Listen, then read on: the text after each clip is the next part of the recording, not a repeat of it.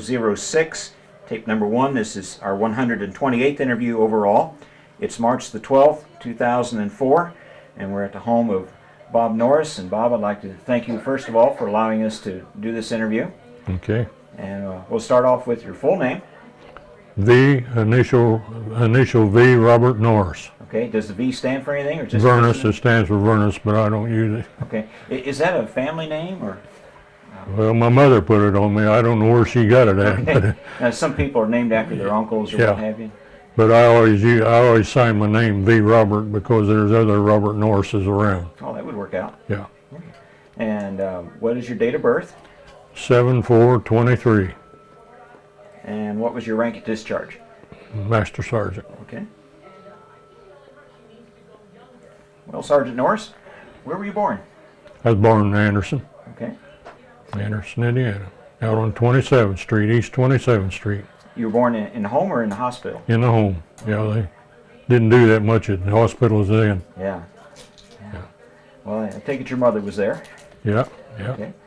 Tell me about your mom. What was her name? Her name was Catherine Alice Norris. She was from Indianapolis, and her mother died when they was real young, tuberculosis, I believe is what it was.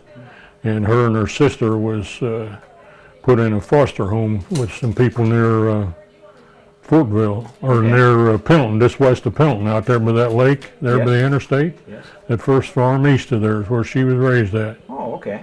Yeah. Okay. And what was her maiden name? Robinson. Robinson. Mhm. Okay. What would you tell folks about her? What was she like?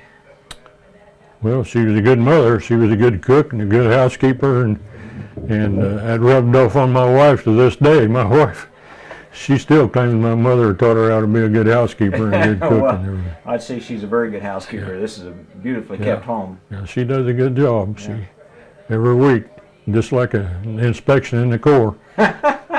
Who's tougher, the DI or your wife? Well, I ain't going to comment on that. Well, what about your dad? What was his name? His name was Ernest Kenneth Norris, and he was raised on a farm. And in 1929, he'd worked for Remy's on and off after they'd moved up here to Anderson after I was born. But back in those days, why, Remy's had worked a little while, and then they shut down because inventory, they didn't need it, you know. Right. But in about 1929, he got a job with, he'd had milk routes and did things like that to bring money in back in those days. And in 29, I believe it was, he went to work with Prudential, and he was with Prudential for 36 years. Was it really? Yeah. Oh, we don't. And he retired out of there. I wonder if I know him. I don't know the name of the Prudential agent that we had, but as a kid I remember him coming around to the house and Where did you live? On Brown Street, 4016 Brown. Well, I don't think so. He had Park Place and out in this end of town out here mostly now. Now he was a staff manager, and he might have had a man working under him that had that territory there. That could be. That could Yeah. be. But before he became a staff manager, he had Park Place and the east side out in here, which the bypass here was just about the boundaries of the east side back in those days. That's true. Nothing but farm country Yeah, on the other side. that's right. What kind of a guy was he? Personality-wise, how would you describe your dad? Oh, he had a good personality and loved to have fun. And I remember when I was a kid, we'd sit, him and his brothers and his dad would sit around the table after dinner, and they'd remember funny things that happened in their life and mock people and everything, you know, and we'd laugh. Yeah, we'd have a great time. They don't have family lives like that anymore. Yeah. It's, a lot of good family time has been spent around the table. That's right. Yeah, Now they're all kind of scattered out in every room, watching their own TV set. that's right. That was the beginning of the problems we got now when we got the TV. It sure was. Well, I remember my grandfather, my dad's dad, he was a minister, and when he'd come to our house, he wouldn't look, he might sit in the same room with the TV, but he'd look the other way. Huh. He'd never watch it. Yeah. Good for him. What was his name? His name was E.O. Norris. E.O. Norris. Okay. Yeah. And where did he pastor? at that Beech Grove Church down on Highway 13, just south of Interstate 65. Okay. It's going to be tore down here the 1st of May. They built a new church just south of there. Oh, really? Yeah. Oh, I think I read something about that. Yeah. Yeah, that church. Oh, darn. And then you're kind of wondering what to do with there's a cemetery there, isn't there? Cemetery behind it. And my great-grandfather, great-great-grandfather, he donated 2 acres. In 1878, he donated it for the cemetery and the church there. Wow. What was his name? My great-grandfather, I'll see what his full name was here. I never knew him. But got a picture of him right here. His name was David Richards. David Richards. And that's a picture of him right there. So did you grow up on 27th Street? Did you?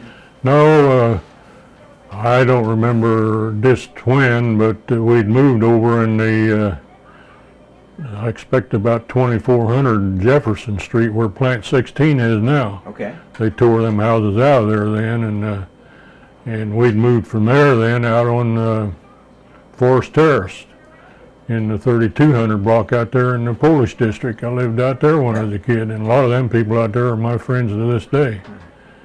And then from there we moved over on East 10th Street on the southeast corner of 10th and what was known then as Union Avenue. Is College Drive now. Okay. And we I lived. didn't know that. I didn't know it'd been known as Union Avenue. Yeah, and then from there we moved up on when the streetcar line runs from Anderson to Muncie, which is 3rd Street now, that runs through the cemetery there in the college. Yeah. We moved up there at the corner of College, or Cottage Avenue, it was known then, 222 College Avenue, or Cottage Avenue. I'm learning all kinds of neat stuff about town I didn't know here. And then that streetcar line, interurban line is what it was, it runs from Anderson to Muncie. And out at Nursery Road and 3rd Street, on the southeast corner there, where the Church of God has parking in there for trailers now. Right.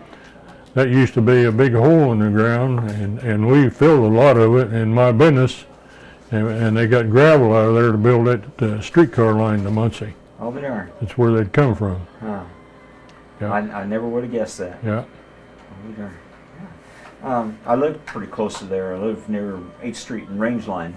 Oh, yes. So that's kind of. Yeah. I used to work at Winter Press, so I know the area pretty well. Yeah. Brothers and sisters. I got a brother. He's about 6 years younger than me, I guess. Gene Norris. He used to have Norris floor covering uptown on 10th Street. Sure. Yeah. And then my sister, she's married to Richard Wisner. She lives out on West 8th Street, and her and her husband both worked for the post office department. Oh, really? And they retired from there, yeah. What time frame? Well, I expect he's been retired from there about 12 years, I imagine. Okay. About 12 years. Yeah, he might know my dad, Virgil McAllister. He worked at the post office there, but I think he retired in something like 1968, or it's been a long time. I bet he did. And I bet you probably knew Roy LaSure. Oh, yeah. Used to be our mailman down in Park Place there, and then Jim lives on Nursery Road now. Jim, I see him every once in a while down the Frisch's. Can't call his last name right now. He used to live up almost to Lindbergh Road there on Nursery. I knew Roy from Warner Press, Roy LaSure. Yeah. Yeah, real nice fellow. Big guy. Yeah. He was an enormous guy, yeah. Was a- you at Warner Press when Pritchard's had the little Shell station across the street there? No, I didn't know that was there. Yeah. Well, you're changing the landscape for me here. Then where that, I don't know, remember which building it is right now, but where the tennis courts used to be in there, Right. there used to be an old people's home just east of there, and that's where A.T. Rao and his wife lived, and I carried papers up in that building when I was a kid. Oh, we darn. And yeah, I used to know all these old guys around town. Bob Reardon's dad. I carried papers with Bob Reardon, and Dan Martin. His dad was. I think he was the editor at one time there of the Gospel Trumpet, I believe. I used to know most all them guys, Ruthenbaum and Russell Barm, and I was raised over in there, you know, so. And I carried papers to most all of them out in there. I carried everything east of Park Avenue clear out to where the bypass is now and what was known as Homewood Edition. Okay. What there was in Homewood, I carried that. In the wintertime, I had to walk it in snow. Wow. I had 5 miles to go around there and 250 customers. I bet you hit the porch every time, too.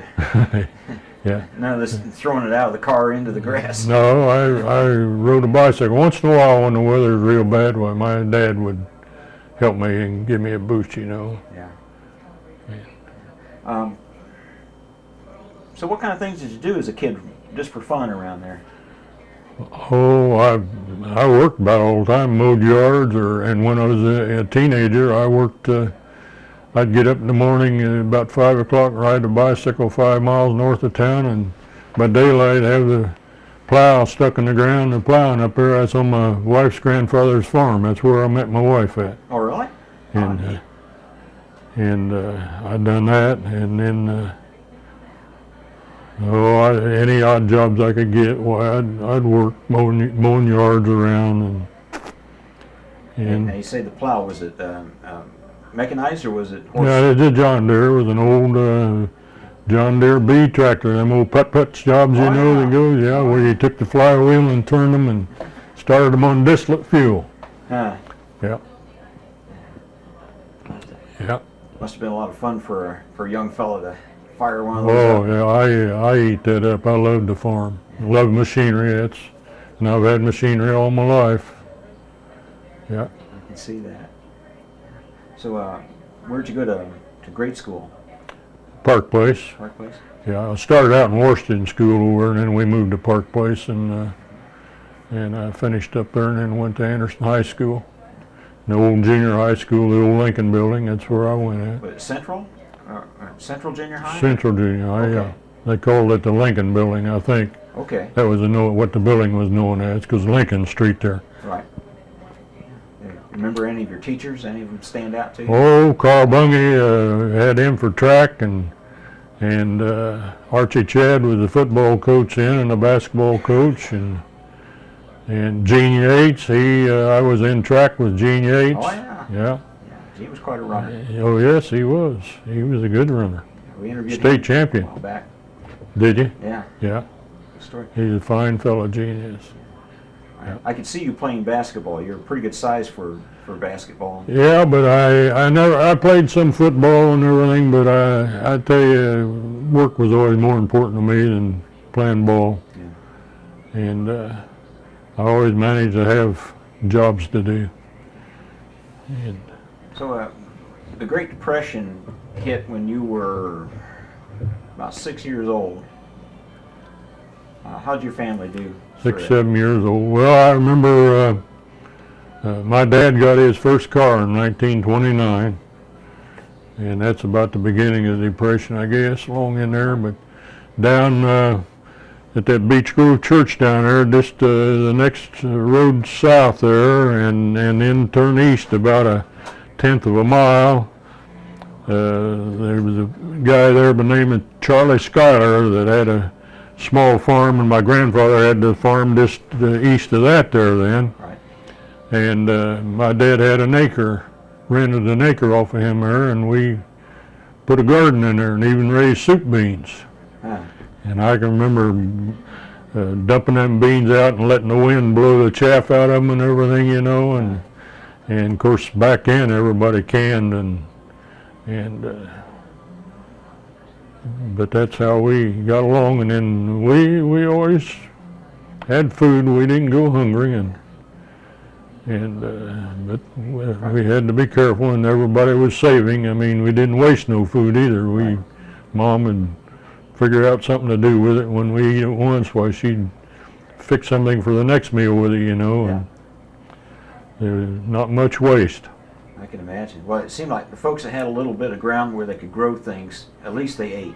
Yeah. I mean, nobody had anything, Yeah, but at least yeah, they were able to yeah. eat. Some of the And- city folks yeah. had it pretty tough. Yeah, and a lot of them, they shared with people too, and that's one thing about the Amish people I mentioned there before about them. That's what I like about them. They share and take care of one another, and that's a good life.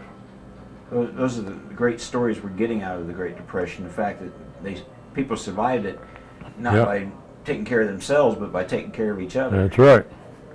Yeah, you gotta learn to share and help one another. That's the name of the game. When you were growing up, did you have any heroes, maybe cowboys or aviators or a scoutmaster or someone in the family, anybody you kind of looked up to and thought was pretty neat? Well, back when I was a kid, it was a big deal to Saturday afternoon to go see Tom Mix or Buck Jones up there for a dime.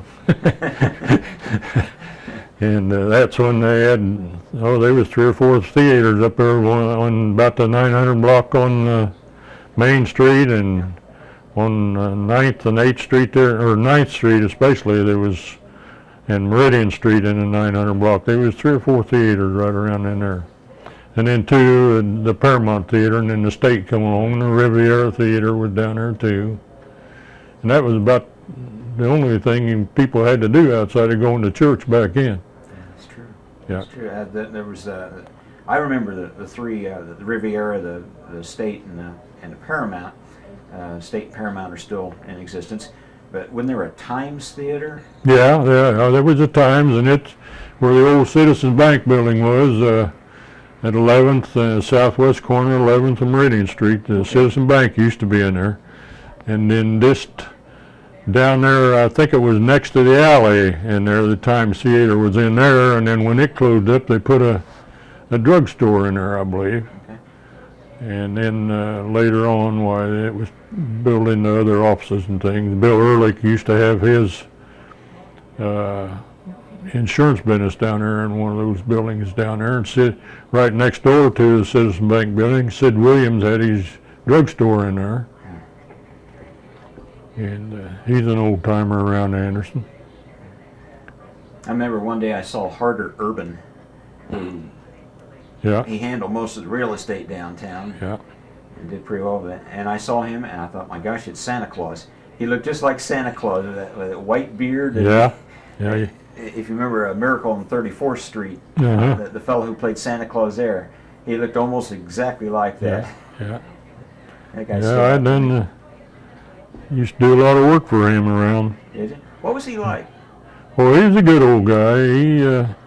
He had a piece of ground. I can't remember where all he had, and I had some out on Rabel Avenue, but one piece he had that you know, the Grace Baptist Church up on Hartman Road, you know? Oh, sure. That big woods right across the road from it there. He owned that in there, and, did he? and that farm in there, yeah, he had. Oh, did he? In fact, he had it clear down to where Hunter Chevrolet is, because there used to be a barn right in there. I forget what them people's name was, but the streetcar North Anderson come out Broadway there and had a turnaround there, right there where his farm is. I'll be darned. But he used to own all that ground in there.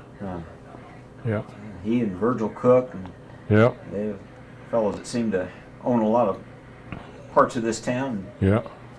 You know, Virgil Cook was, and he earned everything he made too. Yeah. Yeah. Yeah, I don't know him except by name. I don't know him very well at all, but what would you say about Virgil Cook? He said he worked pretty hard. Oh, he was a hard worker. He spent a lot of time in the office at nights, and he just, I know 2 fellows, 2 business guys there in town that went to his office one time. He'd been to town here a few years, I guess. I think if I remember right, he came from down around the Newcastle area. And these guys, they went out there and was going to tell him how he ought to be running his business and everything. And that was the wrong thing to say to Virgil Cook. He showed him the door.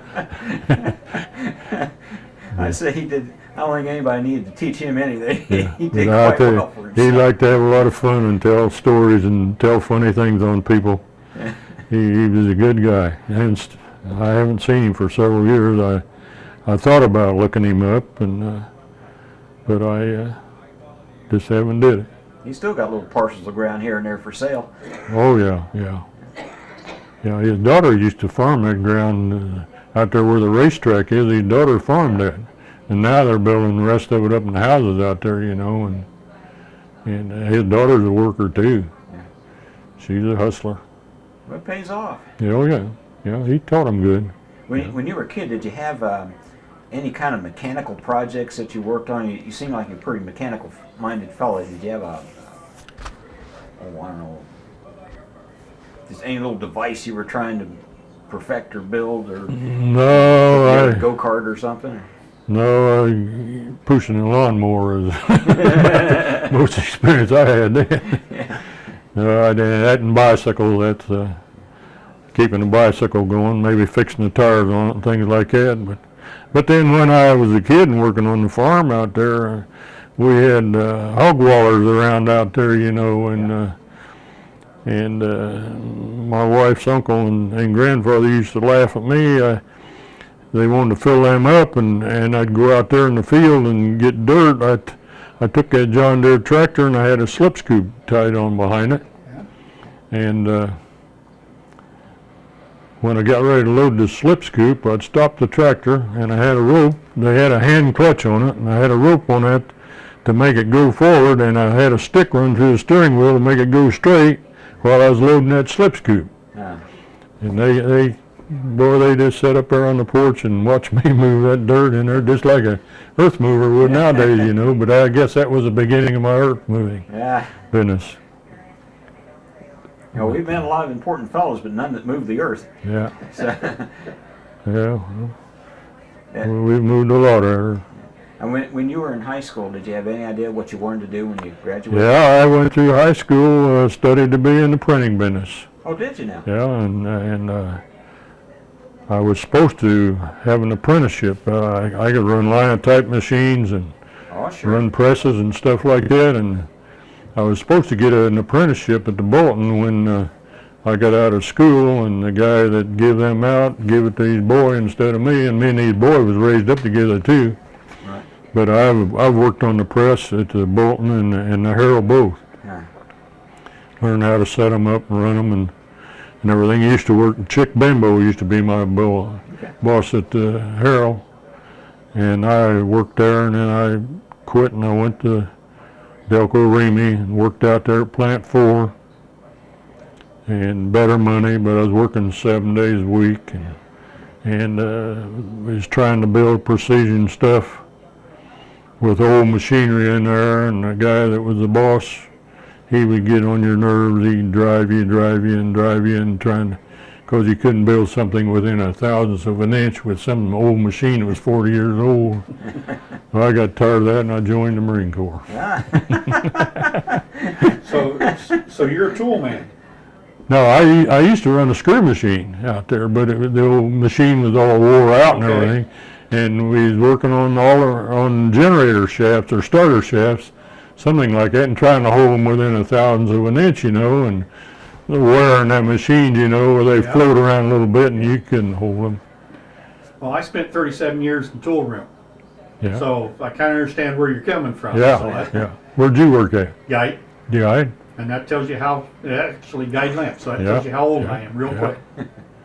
We done a lot of work in Guide Lamp. I come and went around there just like I was on their payroll. Yeah. Me and my whole crew. We to the engineers, they had a lot of faith in us, and we done them a good job, and we knew what we was doing, and we just come and went. And Well, I think you lost as much dirt as you hauled in there we're at.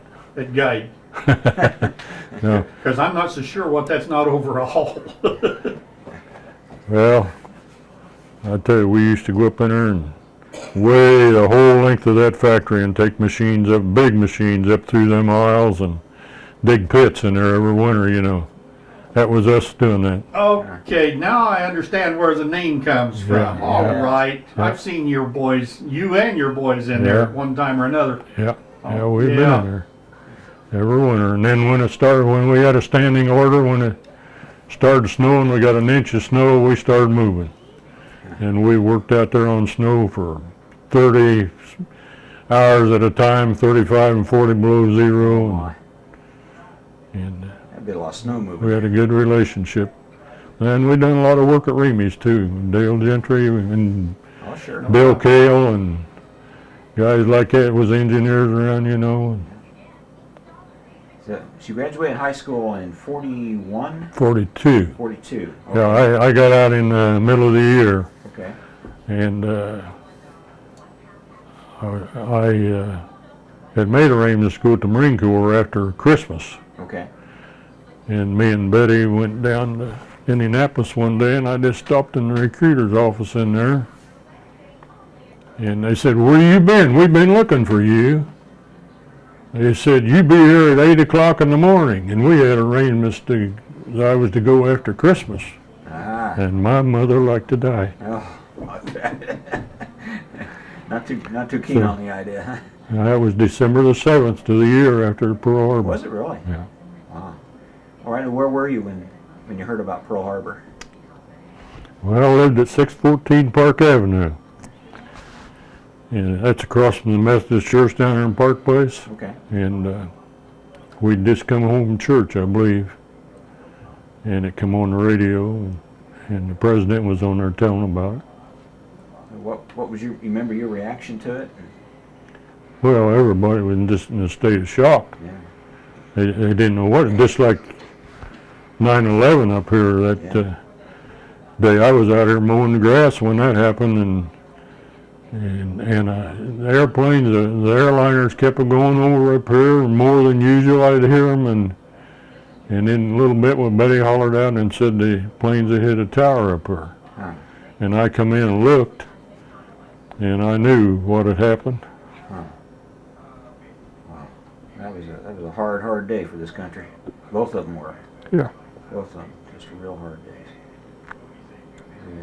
We interviewed a Pearl Harbor vet just a few weeks ago.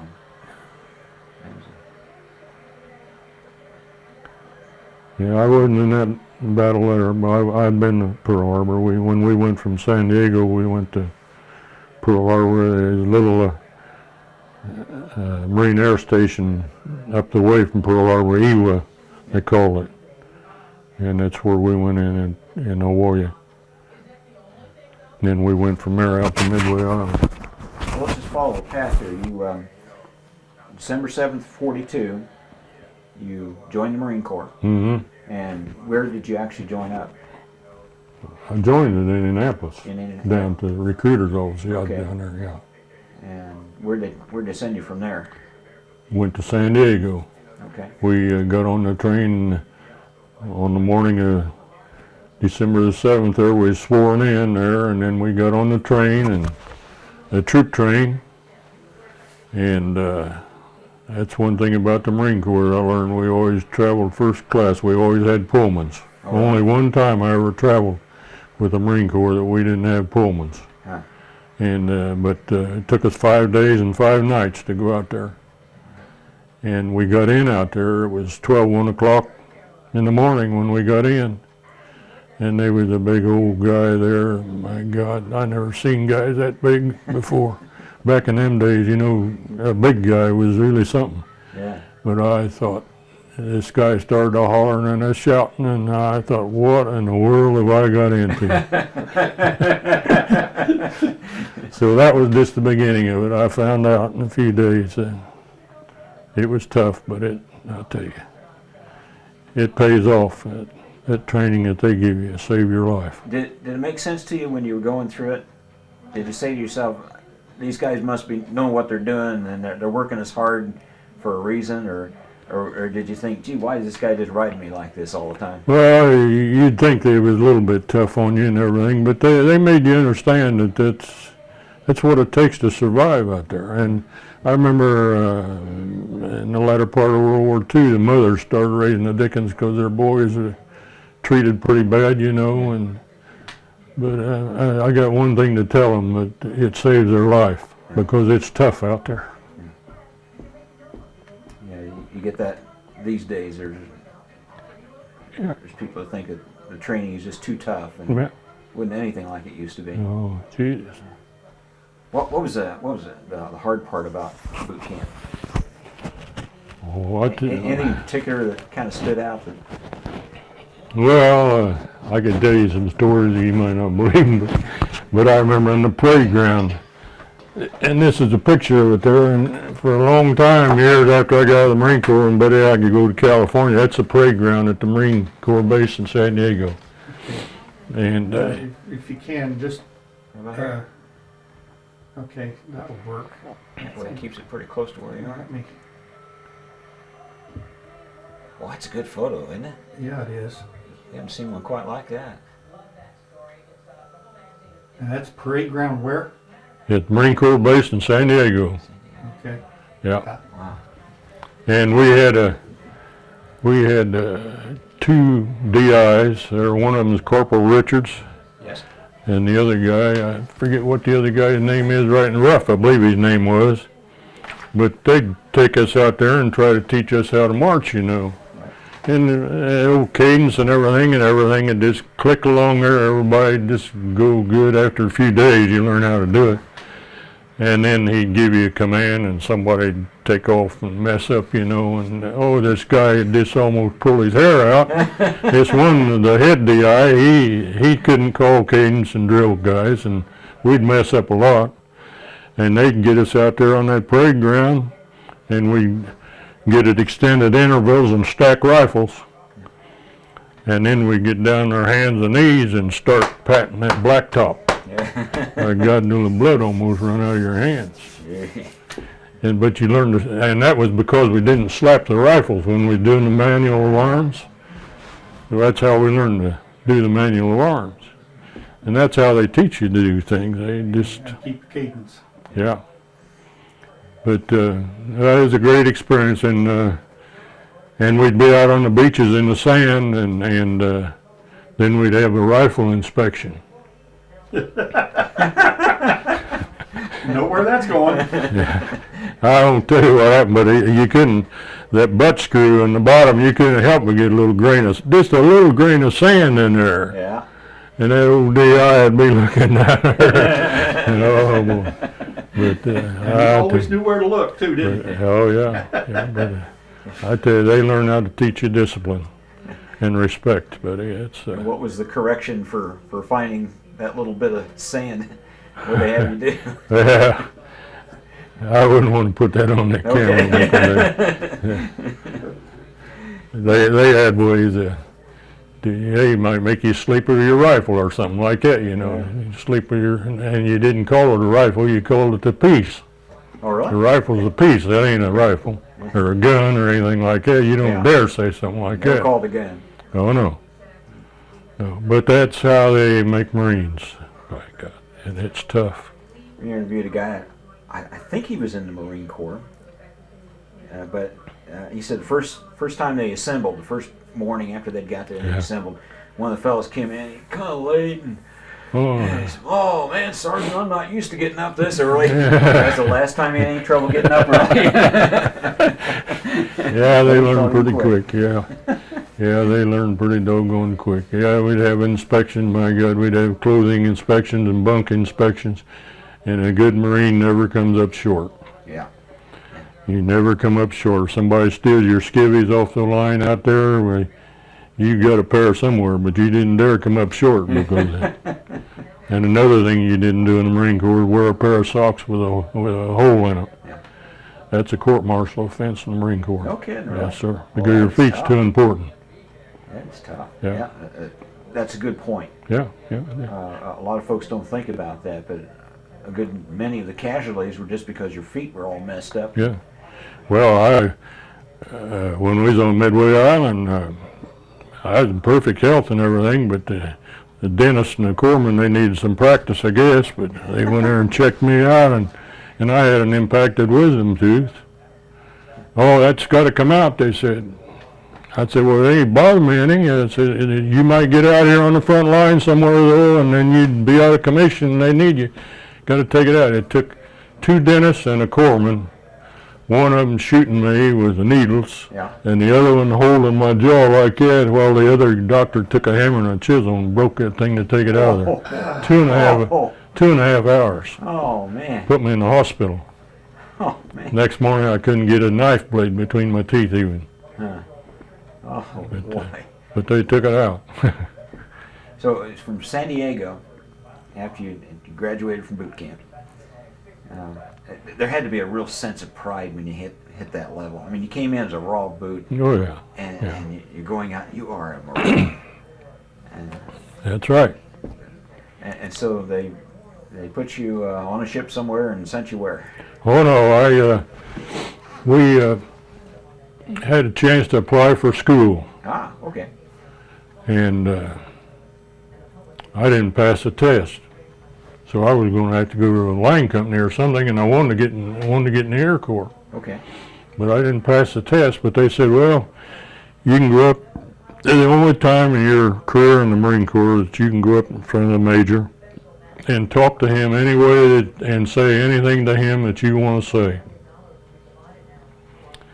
I come out of there and I got to go to aviation school in Norman, Oklahoma. I'll be darned. I proved to him that that's where I ought to be. Oh, that's neat. What convinced him? Well, I don't know, just the way I talked to him. I talked to him the way I wanted to. Yeah. Okay. And I just persuaded him that I'd been around machinery and everything, and when I was a kid, and had the ability to run machinery, and so they sent me to aviation school. That's a good point. That would have been a real waste if you'd just been in a line company, because you're right, they needed good mechanics.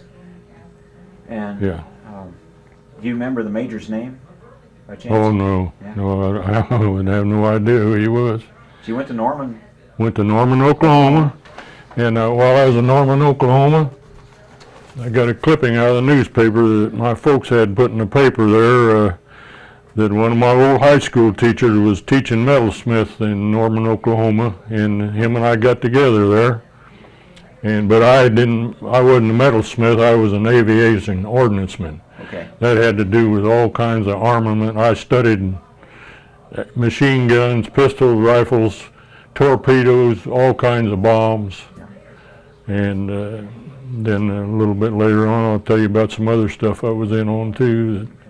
But I graduated out of there and got my first stripe and got sent on to advanced school from out of there even, which was in Chicago. Okay. And when I went to Chicago, it was the only time that I ever rode on a train in the Marine Corps. I had to stand up all day from Oklahoma City all the way to Chicago, and didn't get in there from 8 o'clock in the morning to 1 o'clock at night. Wow. And a Navy truck come and picked us up and took us out to Navy Pier. You ever been to Navy Pier out there in Chicago? Yeah. Okay, and at 1 o'clock in the morning, we hadn't had nothing to eat all day, and they got the mess sergeant up, and all he had was some cold beans, so that's all we had then. And of course, at 5:45 in the morning, they had reveille, and I thought, by God, the world had come to an end. I never heard a drum and bugle corps in a hollow cement building that way give reveille before. But I got up. That's funny. Yeah. Okay. We probably ought to switch out the 0006, tape number 2. You woke up in Chicago. Yeah. Yeah. So That was in the winter time, and of course we had to pull our share of guard duty there. They took us out to 87th and Anthony. That's where the school was. It was a big trade school there in Chicago, and if you ever drove to Chicago back in those days, it was a big trade school. It was on the west side of the railroad there. okay. And I think it had 5 miles of halls in it. It was that big. Big school. And yes, it was big, but the Navy had that school in there, and they taught all kinds of aviation stuff, mechanics and metalsmiths and ordnance and communications and everything in there. They just took that school over. Did you stay with ordnance, or did you learn? No, I stayed in ordnance, yeah, and then they transferred that school from Chicago there to Jacksonville Naval Air Station, Jacksonville, Florida. Okay. And we moved down there, and I finished that school up down there, and I got out of there, I think it was around December or so when I got out of there, and then I got sent to a squadron in Cherry Point, North Carolina. Okay.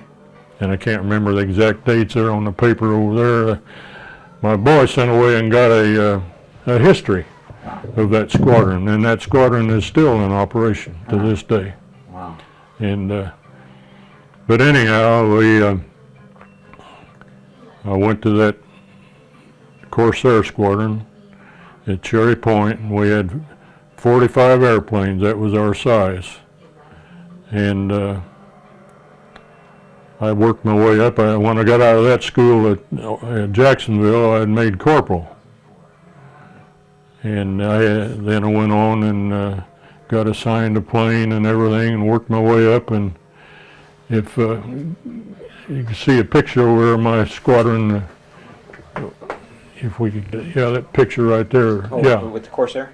Yeah, that's one that we've got there. That's all our pilots in our squadron. And then I've got another one around there somewhere that has all the guys that was in under me at the end. But this was actually taken at Kinston Naval Air Station, which was an auxiliary field a few miles from Cherry Point that we used for a lot of training. We done an awful lot of flying and training in the Marine Corps. That gives you some feel also for the size of that Corsair. I mean, you think of a fighter plane, and you think of it as being much smaller than that, but the Corsair was a big airplane. Yes, it was. Big airplane. And there's I think there's 43 or 4 men there, and they were just pilots and officers of the squadron there. You got the names and everything. Yeah. That is great. You certainly have preserved the history well. But we had, there's a fella in there, when we got done there at Kinston Naval Air Station, and we got prepared enough to go overseas, they shipped us out of there to Miramar. No, when they sent us to North Island at San Diego, which is across the bay from San Diego out there. It's a big island out there, Coronado Island. Okay. And we went aboard a carrier there. I'm gonna let you hold that. Yeah. Now this is my platoon when I was when I went through boot camp. Let's see if I can get a good picture of that now. Okay.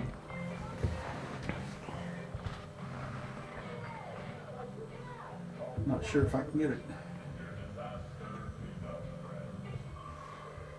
I'm gonna try to get close enough here to get the.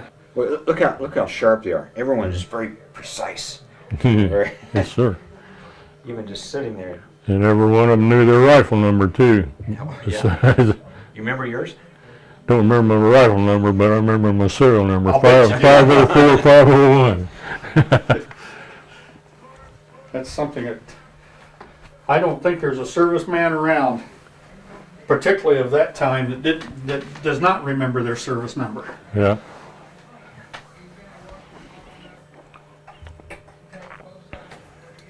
So you're back in the San Diego area, Yeah, North Island. North Island. That's making preparations to ship over, and they loaded their planes and us on the small aircraft carrier, and we took off out of there one day, and we got just maybe an hour or two out of the bay, out in the water out there, and we had little destroyer escorts escorting us. And all at once they turned around and went back, whoop, whoop, whoop, whoop, whoop, like that, going back there, you know, and they went back behind us, and they started dropping depth charges, and they knocked the sub out back there. He was on our tail trying to get us. Huh.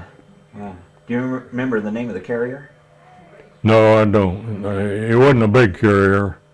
It was a small carrier, and they used it mostly for transporting planes. Could they have flown off that carrier? Or was it? Not our planes, I don't think. Maybe the Wildcats could have flown off of it, especially if they had a jet-assisted takeoff on them. Okay. They put jet bottles like CO2 bottles down on the sides of them, you know, and they get all revved up and ready to take off. And then when they let go, they hit the jet bottles, and that gives them an extra push I didn't know and that. boosts them off. See, yeah. I've seen that on other aircraft, but I didn't know they had them on the Wildcats. Yeah, well, if the Wildcat, now when I first went in the Marine Air Corps, that Wildcat was, that was the workhorse of the Marine Corps.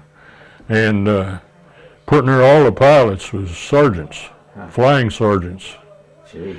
And it wasn't until I got in there that they started making lieutenants out of them, see, and there was still some flying sergeants around, but they was the ones that went out in the first part of the war. How well did they do against the Japanese planes with the Wildcat? Did it keep up with the Japanese planes, or? Oh yeah, they was an awful good airplane, but when this Corsair come along in, and it was really the thing. It really knocked I got a right up there in that history on there, and a presidential unit citation for the 2nd Marine Aircraft Wing that we got after we got the war over with, and which the 2nd Marine Aircraft Wing was composed of maybe 4 or 6 squadrons of 45 planes in each squadron, and be different kinds of planes, torpedo planes and dive bombers and night fighters, and our squadron, we done bombing work as well as fighter work too, see. But this 2nd Marine Aircraft Wing, we got this presidential unit citation for shooting down 495 Japanese in the Okinawa campaign, which was the biggest campaign of the war. Yeah. Oh my. Yeah. I wouldn't have guessed that the number would have been that high. Yeah. Wow. Well, I didn't realize it till my boy sent away and got this history from some colonel over in Virginia that keeps history on different outfits, and that's what he sent back. And then after the war,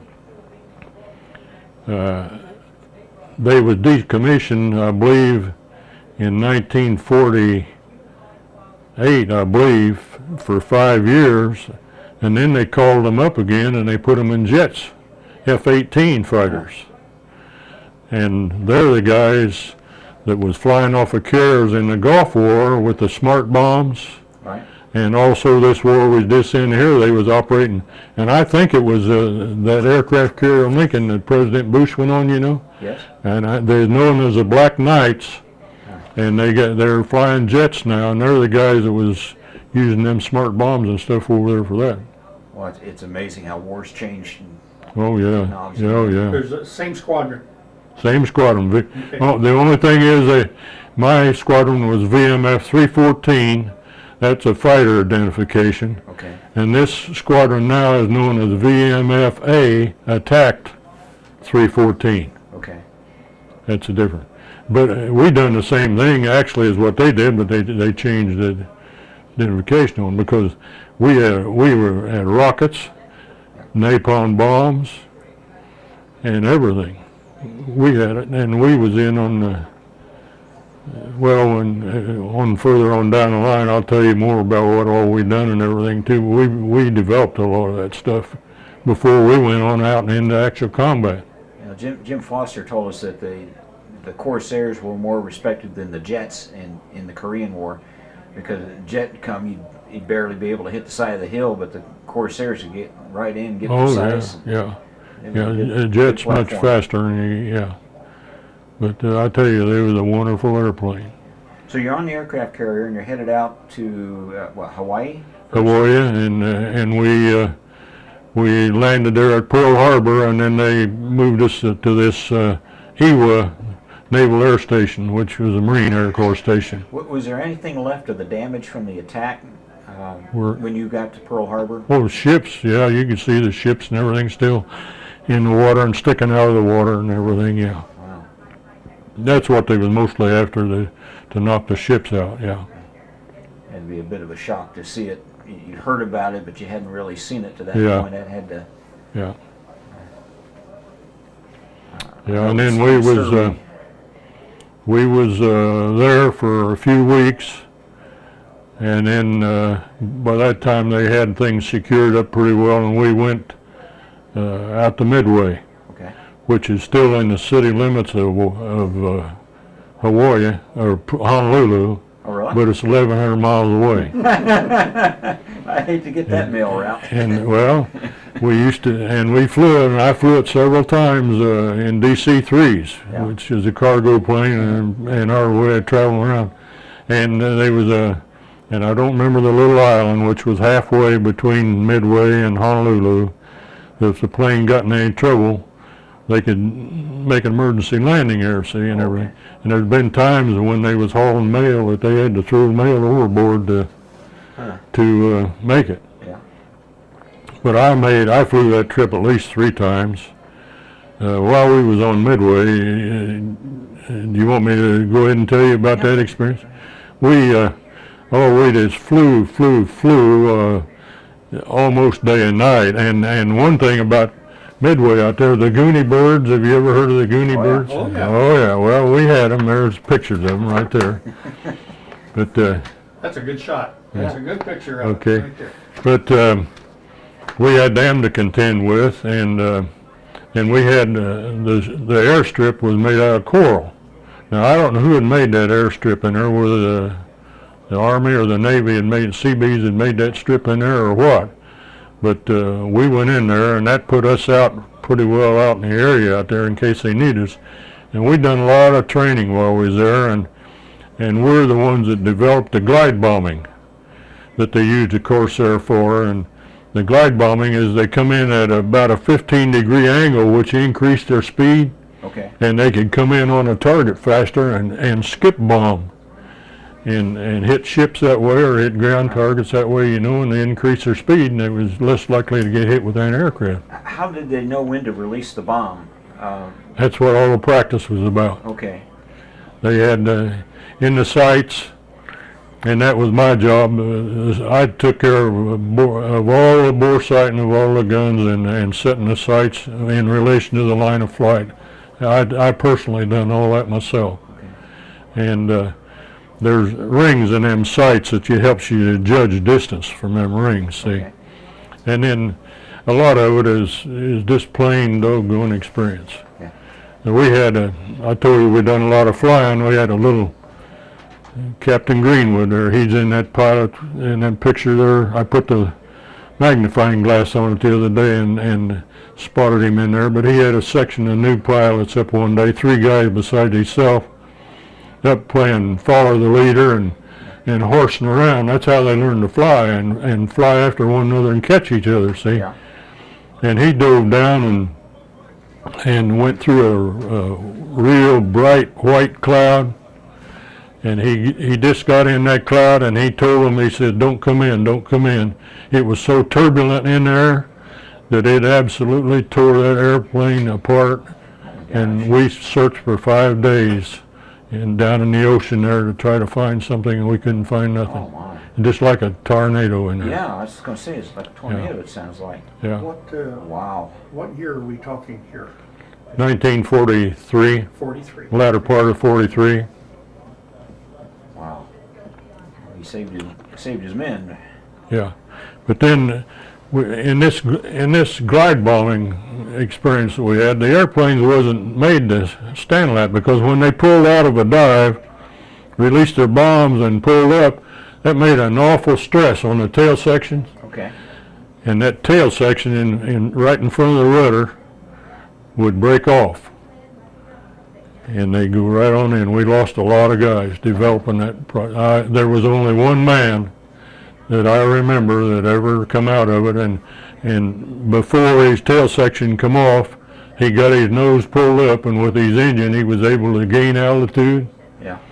And he went out about 10 miles out there, and our Major Cameron went out there, and he flew along beside him and showed him how to fly it back in, and they flew that in with the engine and decreased their elevation by the engine RPMs, and figured, imagine 10 miles out from there where they're going to be on that strip at, and he landed that airplane there. We needed the wings and the guns Yeah. and all the instruments and the engine. We needed them for spare parts. And I've seen him do that. I've seen him fly airplanes in with only one landing gear down and save them. Wow. That is good flying. Because we needed the parts. Wow. But then while we was on Midway, another sergeant, Paul Chester, and I, they sent us back. Chester was one stripe over me, and they sent him and I back to Kineo Naval Air Station back in Warrior. And we worked with them on the development of the 4.5-inch rockets and a 13-inch rocket, which we never used the 13, but we did the 4-inch rockets. We used them. And then also we learned how to make the napalm bomb. And we used an awful lot of napalm bomb, and talk about something that's dangerous. Yeah. That's really dangerous stuff. And it's very, very simple. Before we get too deep into that, you said that you worked on that glide bombing. How did you overcome it? Well, working with the factory, and the factory finally beefed the structure up on the plane to where they would withstand the pull-out on them, see? So the process stayed the same, but Yeah. you just improved the plane where it was weak. And okay. Yeah, we didn't do it, the factory did it. Ah. Yeah, the factory did it and everything, yeah. But now, give you another thing, the way airplanes were made, I used to have to get my flight pay, I had to get 4 hours of flying a month, and I got it in an SBD dive bomber. Did you really? Yeah. Holy And smokes. here's one for you now, a great experience. You get up there and 3 or 4 planes up there playing around, and Yeah. they say, well, you ready to get down there, you know, and then they just dive over and get a 10,000 feet, right straight down at the ocean, Wow. and you don't pull out. And when you get about 300 or 400 feet off the ocean, they put the dive flaps down on them, and that suddenly slows it down some, and they pull that thing right on out like that, about 200 feet above the water. Wow. That's quite a ride. Now, were you in the tail seat looking Yeah, I at was the back? in the gunner seat in the back, yeah. So you were looking up the tail as this thing's... Yeah, well, that seat would swivel around. I was looking forward then because, okay. Wow. And I didn't know that. Yeah. That's something I didn't know Yeah. either. yeah. Which would you have preferred to do, look back or look down? Well, I don't know. I didn't have time to think. But I remember going down there, my ears, I thought, my God, I'd been taught to blow pressure to your nose like Yeah. that and to swallow and all that stuff. By God, it just felt like your eardrums are going to bust. But that was really something. But, yeah, I flew in torpedo bombers and a lot of different aircraft I had to fly in. But then after we got done there, we was on Midway 6 months. That's what we was there, our tour of duty. And then they sent us back to Iwa again. And we got our new complement of planes, a new F4U-1Cs. And it was the first squadron of Corsairs to have 20mm cannons. And I had the first squadron. And it was new. Was this the one that had the improved tail section on it? Oh yeah, it was improved then, oh yeah. But it had been built for other things besides that. But they've only made 200 of these F4U-1Cs, and then they went into the F4U-1Ds, and it kept improving them all the time. But the ones we'd had, it had 2,800 horsepower, 2,000 horsepower engines. Then they went to 2,800 horsepower, and this 1C had a 3,000 horsepower engine in it, and it would take off and go 35,000 feet, just like that, Wow. right straight up, right now. And we had, instead of 650 caliber machine guns with 2,400 rounds of ammunition, we had 4 20mm cannons in them, which shoots a slug about the size of your thumb. Yeah. And some of them was armor piercing, and some was incendiary. And when you hit something, they really carried some weight. But we only had 900 and some rounds of ammunition. Huh. So the pilots didn't like them. Because here they was out here with these things, and they get up against some Zeros or something like that, and they run out of ammunition. They don't like them. That's not a good thing. So since this was new, this 20mm cannon was made by General Motors, and they sent a factory representative to be as an advisor to us and train us on these guns. His name was George Malott. He was an engineer. And these pilots didn't like these guns, so we started experimenting with them. And we started filing on parts in there and everything and got them and increased the firing speed of them to where they was almost as fast as a 50. Not quite. But then the pilots liked them because when they did hit something, it really carried some weight. Right. See? So they fell in love with them then. But then we had the first squadron of these, and then the Navy wanted them. So they had to give some of them to the Navy. And the Navy, they didn't have anybody that knew anything about these 20 millimeters, and they couldn't send this man on an aircraft carrier, so he told them to send me. And at that time I was a staff sergeant. I believe a staff sergeant. And I was to go as an advisor with them. And I packed up my sea bag and got on the truck, and they took me down to the docks down there. And this ship, I don't remember what aircraft carrier it was, but these pilots couldn't fly these Corsairs, and the skipper of the ship wouldn't even let them land on his ship. Really? That's tough flying, is landing on an aircraft carrier. Yeah, yeah. But he wouldn't even let them come on there. And at the same time, tied up right beside this aircraft carrier was another aircraft carrier, the USS Franklin, Okay, yeah. all boarded up with plywood. It had got hit. The plane was all loaded one night at supper time with napalm bombs ready for a strike the next morning. And a kamikaze hit them, killed 1,800 men. And I seen that ship. They just boarded it up and towed it back in. We've got a fellow down in Goldthwaite, Texas, who was there, who was on the Franklin. Is that right? We're going to interview him this summer when we go down there. And he lived through that, huh? He did. You remember the picture of the priest kneeling over the fellow on the deck?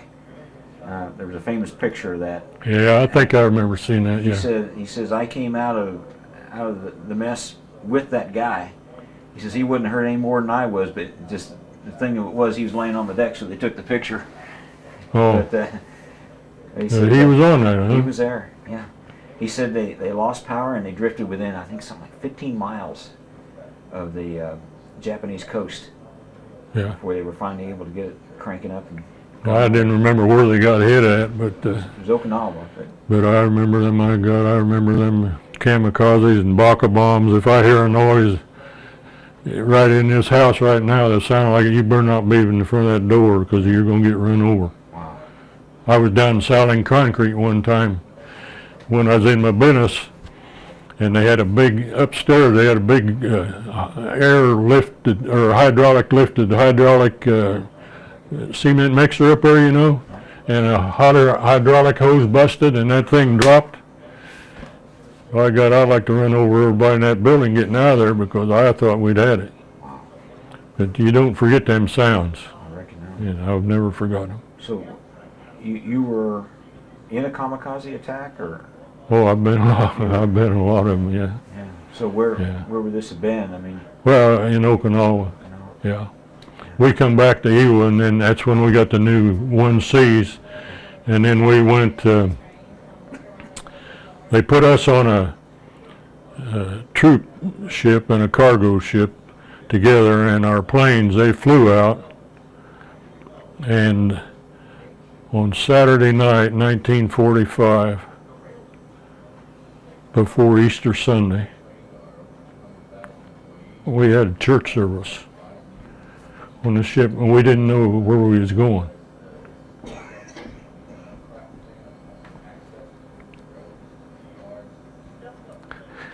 And Easter Sunday morning, we went in Buckner Bay. Well, no, it was across the bay from Buckner Bay. Buckner Bay is in Okinawa, but this Ie Shima, the little island, it shows it on that map there. And we went in there at 10 o'clock in the morning, and we had an air raid. And in an air raid, when you're aboard ship, everybody goes downstairs. And the skipper come on the ship, and he said out there about 10 miles at about 3 o'clock up there, he said, a torpedo bomber coming after us. So I went up the top deck. I said, there ain't room for down there for torpedoing me. Yeah. And I wouldn't stay down there. I went up on the top side. And we went ashore there, and them Japs found out that, well, the Army engineers and the Seabees was building 2 dirt airstrips side by side. Now we was supposed to go in Nanton Air Base at Okinawa, and things was so hot there they couldn't take us in there. We wouldn't have lasted. So they was building these airstrips there, and we started flying in. Our pilots come in, the weather was bad, and we didn't even know whether they was going to make it in there or not. And but they come in, and we started operating out there before they even had them strips done. And the Japanese found out. And you see, the Japanese had caves all over that island, just like they have over in Afghanistan. Yeah. And they had spotters in them caves. Now, Ie Shima had caves in it, just Oh, like yes, Okinawa sir. did? Yes, sir. Okay. I got a picture somewhere that shows one of the caves. But it's Ie Shima. Ie Shima, okay. Yeah, that's, and they would radio into the kamikazes and the Baka bombs and everything, the positions of the ships. They had to move a ship every hour. They couldn't leave anything set tight at all. And they like to sunk us on that island.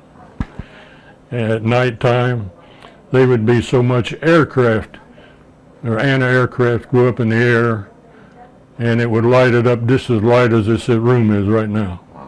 And we had more people injured and killed from them anti-aircraft bombs. The flak had fallen back down. And I had a tent of Seabees, a 16-man tent, was from here to the street, right behind my tent. And they must have been working nights because they was sleeping in there in the daytime. And a Baka bomb come in there and hit that and killed all 16 of them just like that. But I've sat out in an airplane there and working on them. After a while you get to where you don't even care. You just say, Lord, if you want me to live. But I was set out in an airplane. Now I got some pictures there of me, how I was down to 160 pounds there, just nothing but skin and bones. But I'd set out in a plane out there working on it, the gun sight or something up in there in the cockpit. And them guys are coming in and strafing and shooting at you, and they was trying to get you, you know, but after a while you don't even care, you know. If you're supposed to make it, you make it. Now the bombers and the fighters that would come in and strafe you, I can understand that. Did they ever send any kamikazes against land targets? Oh yeah, we had kamikazes all the time. Yeah. Yes, at nighttime especially, they come in here. My goodness. They just, and I run into a guy walking down here. I walk around Shady Side Park all the time, and I run into him a couple of weeks ago down there, and his dad was on a little DE destroyer, which is a small destroyer, which they use for escort work, but they run picket lines around the islands and things. And they'd send them guys out there and wouldn't make no provisions to get them any food or any mail or anything for a week. Yeah. They said, if you make it a week, you're lucky. Wow. And I've sat out there on a high place on the island and watched them little destroyer escorts where them kamikazes would be 2 of them coming on them like that, and them guys just, maybe.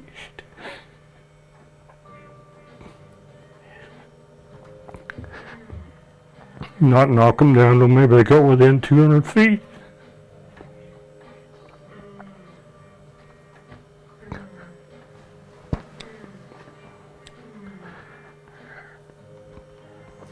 But I was lucky. I was in the Air Corps. I usually had a place to sleep all over the first 30 days in Ie Shima there. I never had a dry stitch of clothes on.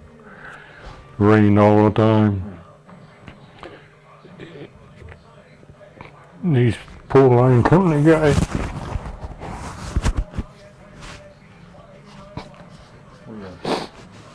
They were trying to just on Okinawa. in the middle of all that. Yeah.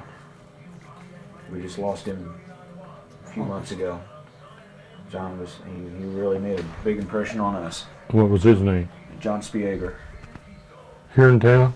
He was in Plymouth, Indiana. Plymouth, Indiana? Yeah.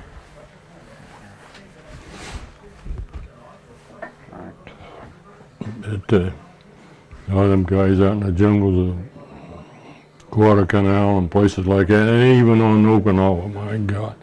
It rained the first 30 days we was there. It just rain.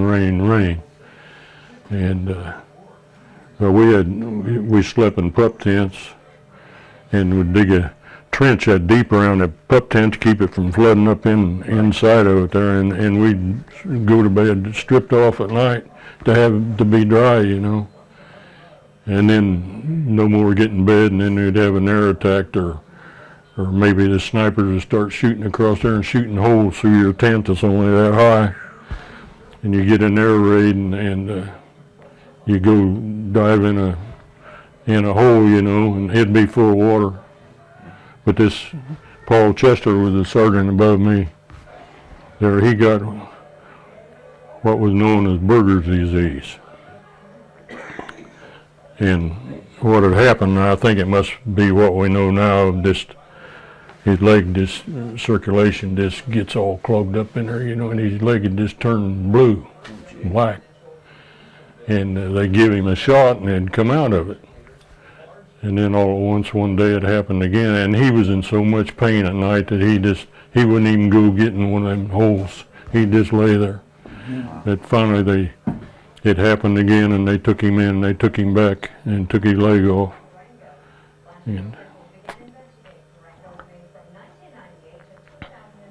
Were there still quite a few Japanese Marines on Ie Shima?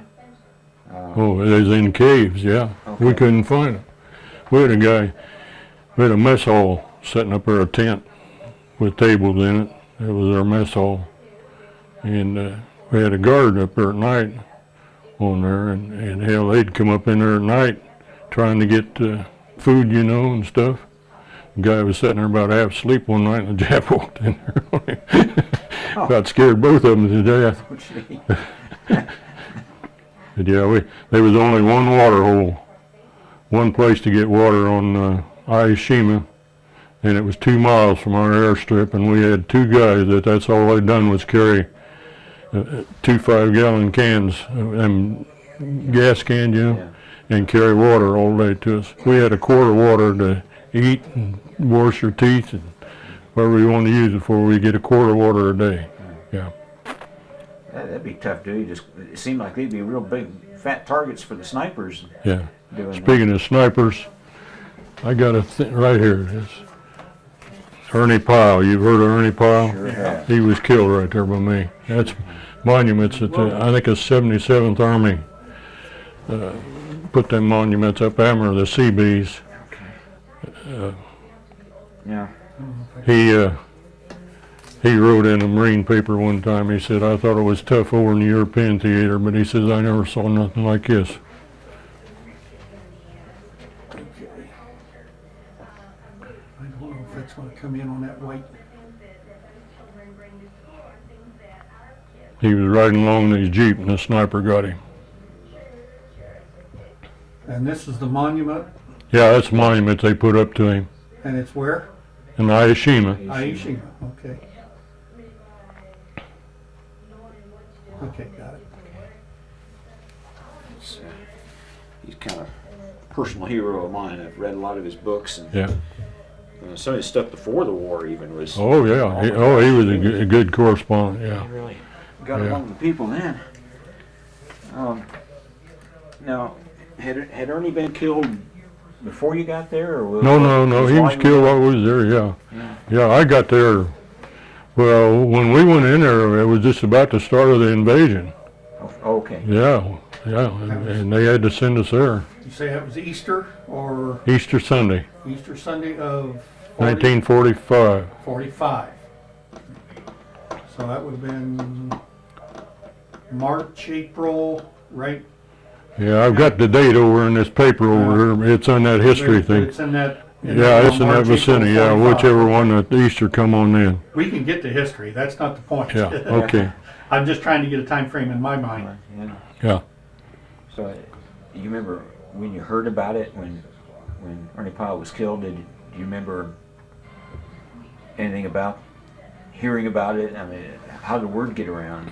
Oh, I don't know, I guess it was come over the loudspeaker or something that we used to have underground places that we captured, used for our command posts for our fighters, you know, and I'd go up there at night and listen to these night fighters up there knocking these guys out, splash 1, splash 2, you know, and but then anyhow, command posts would talk to one another, you know, like that, you know.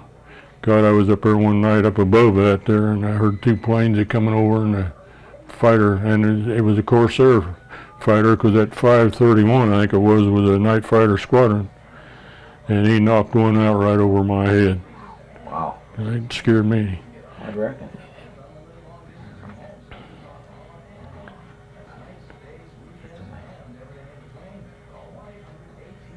How close are we now? We had one night they had a plane come in. That plane has got well on what they call IFF, identification friend or foe. Okay. And we had a plane and they were sure, it was nighttime, but they were sure it was one of our planes, and the guy forgot to turn his IFF on. Oh boy. Oh boy. And they kept hollering at him and hollering, man. They told everybody to hold their fire. They thought it was one of ours. And somebody accidentally squeezed a shot off, and the whole harbor went up, and they blew that guy clear out of the sky. That's the hard ones. I mean, Yeah. you expect it from the enemy, but We had a guy back at that Kinston airfield. He was a tall fellow, about 6'6", and Lieutenant Tweedo was his name, and he was a nice guy, real nice guy. And of course, before we went overseas, they had evaluation on these guys, and they decided that he was such a nice guy and so easy going that he might get over there and give a guy a benefit of the doubt and get himself killed, see, and maybe somebody else. So they didn't take him, but he was out at the end of the strip one day waiting to take off, and another guy come in and landed right on top of him and killed him. during the break, we were talking about how you were scheduled to go to Ie Shima. And what was the story there? Well, first, before ever we got ready to go there, when things quieted down, or before things quieted down over in Shuri Castle over in Okinawa, you've heard of it? Quite an extensive castle, looked like a tunnel through a mountain in there. And the Marines, I don't remember which Marines it was right now, but they was trying to get them guys. They was loaded up with Japs in there, and they couldn't get them. Every time they stick their nose out to shoot one of them, why, they'd get one of them. Yeah. So they called over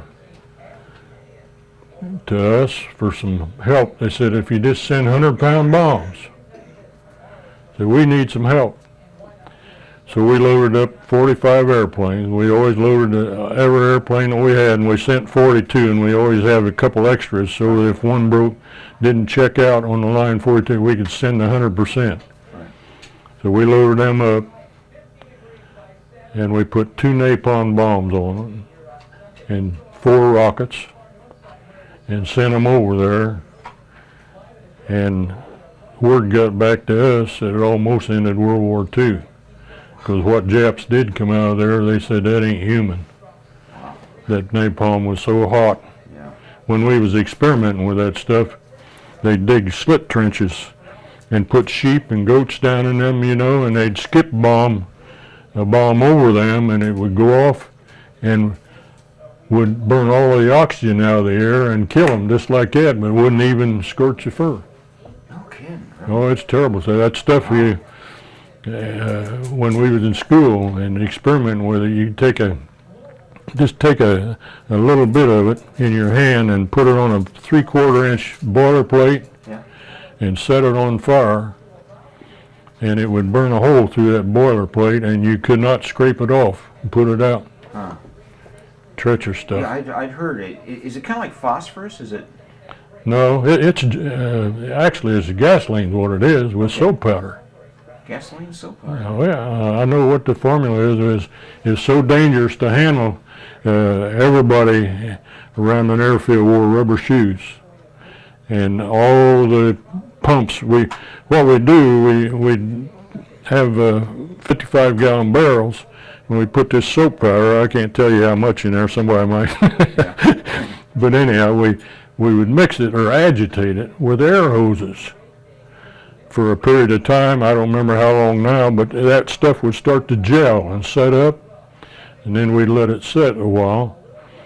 And then we'd load it into, we had the same as gasoline tanks, only they had a place for a fuse to go in the end of them.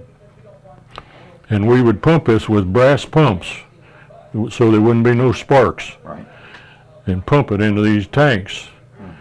And then take them over there, and that fuse, when that stuff would hit, that fuse then would make an explosion and set the stuff off.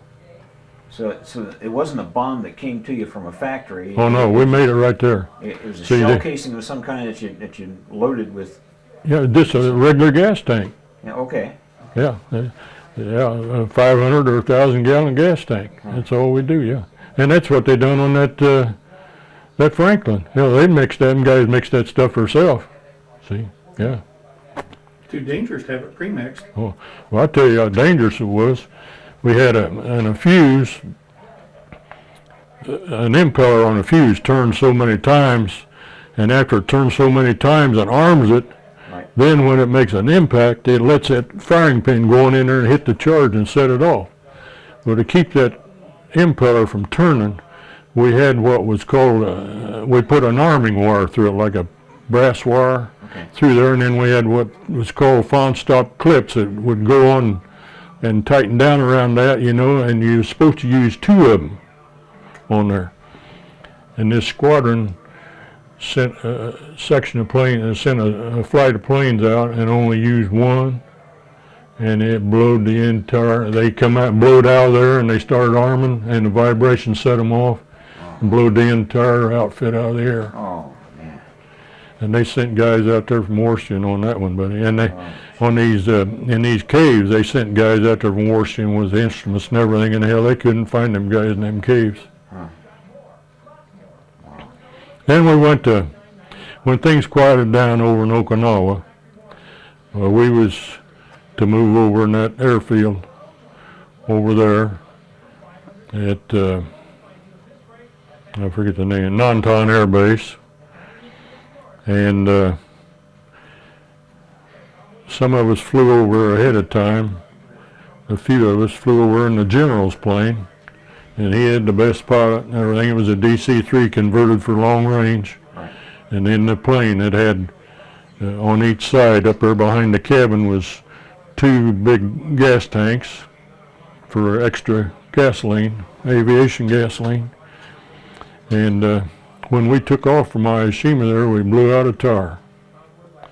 So we flew around there for a long time. This pilot got a hold of the general to see what he wanted to do, whether he wanted to bring it back in there or take it on the Nantan, or whether he wanted us to jump out or land it in the ocean or what. And I done made up my mind. I wasn't going to jump out and I wasn't going to land in the ocean. Because when I was going to school, I'll tell you a little story before I go on. When we was going to school, they was teaching us how to jump with air parachutes, you know. Yeah. And they tell you to take hold of that ripcord here and count 10 and then pull it. Well, there was a guy in there that was left-handed, and when they found him he had a leather jacket on, you know, and when they found him on the ground, he'd clawed a hole through this thing here. Oh, jeez. See? Oh, man. That was a little story they tell. But anyhow, we flew around up there a long time, and they finally decided to bring it back in where we was at. But we flew around to get rid of gasoline. Mm-hmm. And when we landed wheels up and made a perfect landing on the strip. He went right down there, just absolutely perfect. And then it got started. There was 23 of us on there. It got started going off sideways. They got off the strip and everything, and then next thing you know, we caught on fire. Ooh. And when that thing stopped, you never seen 23 guys go out one little hole so fast in all your life. Did you all get out? Yeah, we all got out. Wow. Yeah. Thank you, God. Yeah, but fire, they got the fire put out right away. But I was probably maybe the only enlisted man in the Marine Corps that was authorized to taxi the Corsair. Yeah, you were saying you couldn't Yeah. you couldn't fly it, but you could taxi Yeah. it. I did fly one a week ago out at my boy's house. He had a program to fly him on the tape on the computer, Yeah. and I flew that thing out there. Yeah. But anyhow,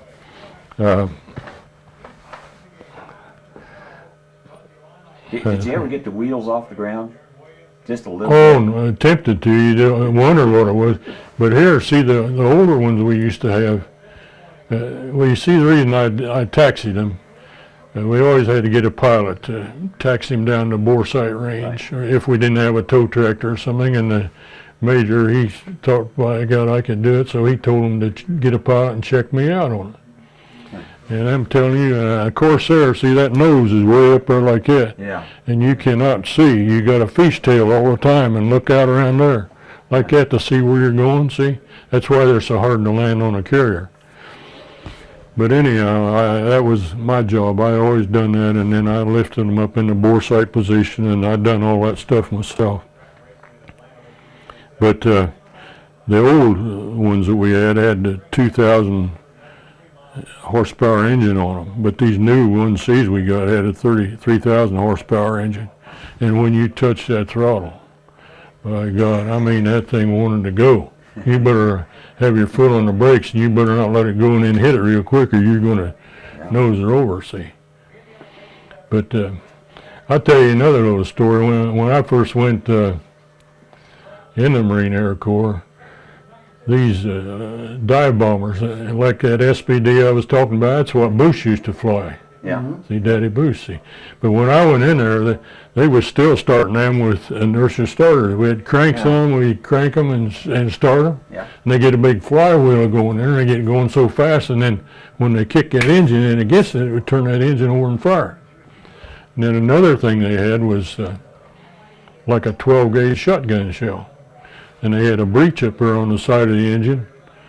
You put that 12-gauge shell in there, and the pilot would get his engine all primed and cocked and everything, and shoot that shell off, turn that thing around, and start it. How about And that? another way that we had of starting them, if either one of them didn't work, we had the bungee cord. You know what bungee is? Oh, yeah. I remember they was about 3/4 or 1 inch, and we'd have a couple of them coming off have a leather boot about 12 inches deep that would fit over the end of these blades. See, on this 1C, it had a 13-foot propeller on it, and you put that boot down over the end of the prop after the guy turn it and get it primed. See, Yeah. then you put that boot over, and the pilot get his instruments all set, and there'd be a guy over on this side with a rope, pulling back on it, and you'd have a couple of them cords out there about 30, 40 feet, with 4 or 5 guys on each one of them pulling. And when they got ready and signaled, this guy let go and turn that engine over and start it. And I've been, one time over in Ie Shima, I was starting one up on the line out there one day, and there was some Army lieutenant come down through there, and he hadn't been here very long, I guess, but it was on fire. And them things would get flooded and catch on fire down below, but we always had a mechanic there with a fire bottle, see. Yeah. He come out there and just raising the devil, shut it off, Well, we kept on cranking it, because we get it started and blow the fire out of it, see. Yeah. Yeah, he was going to court-martial me and everything else. Oh, see. But we didn't pay no attention to him, because he didn't know what was going on. Could an Army lieutenant court-martial a Marine? Not out there, he couldn't. Okay. Not unless he wanted a lot of trouble. I want to go back just one step. Okay. You was talking about taking planes out and bore sighting them. Go through that procedure. Okay, yeah. All right, we'd taxi that plane down to the bore site range down there, which is usually off in the jungle somewhere or something, or in the trees that give you a little camouflage for them planes that coming in after you. And then we'd have a set place for the wheels to go, and we'd chock them. And then we had a hydraulic jack that would go under, like a cradle underneath the belly, and we had a certain place on there to jack for a jacking point. and we jack that plane up. Raise the tail. Yeah, and in the, underneath the cockpit there was a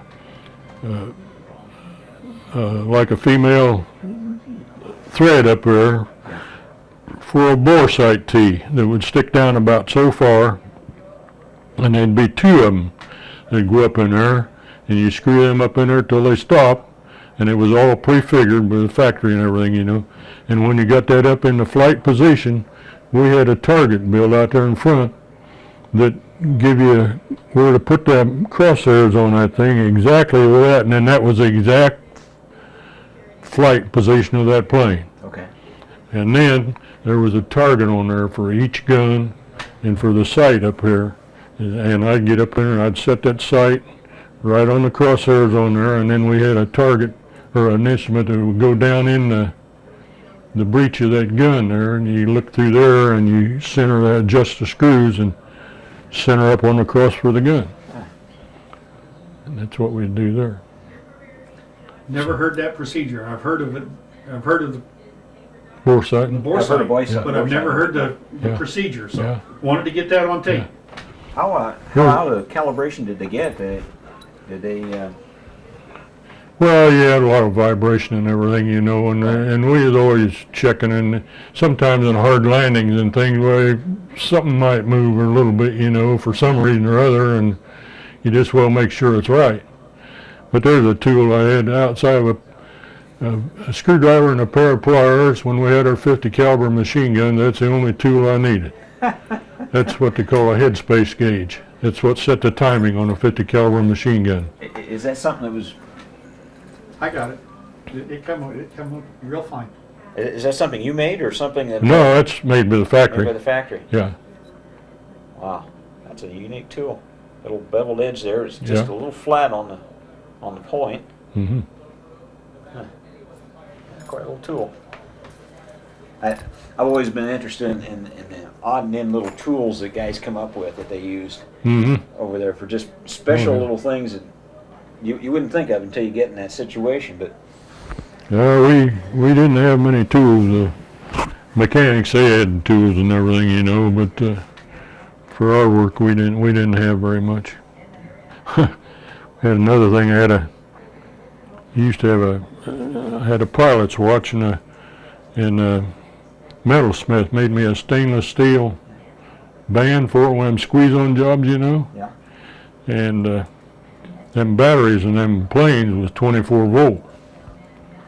24 volts is pretty hot, you know. And the terminals on an aircraft battery is on the end. And I picked that battery up one day, shorted that sucker out, and it burnt me clear to the bone right there. oh, ouch. I just threw that battery like that. Yeah, you didn't hang on to that very long, did you? No. Ouch. Wow. As they say, been there, done that, and I didn't like it either. Yeah. Our first interview was supposed to be with Howard Allen, a Marine friend of mine. He was on Okinawa, and he died just a few days before we were able to do our first filming. And Howard had a ring that was made from a propeller off a Japanese plane. Was that right? They were on one of the islands, and one of the guys was a good machinist, and he yeah. took that.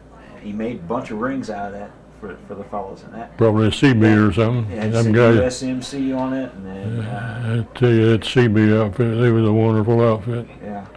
Wonderful outfit. We, after we got moved over to Nanton Air Force Base, I went to look up a guy that I knew was somewhere there. I don't remember where he was at now. I don't even remember who he was, but I went down. The capital of Okinawa was Nanton, or was Naha. And it was a town, I think, about the size of Indianapolis. And you could drive up to the edge of that town.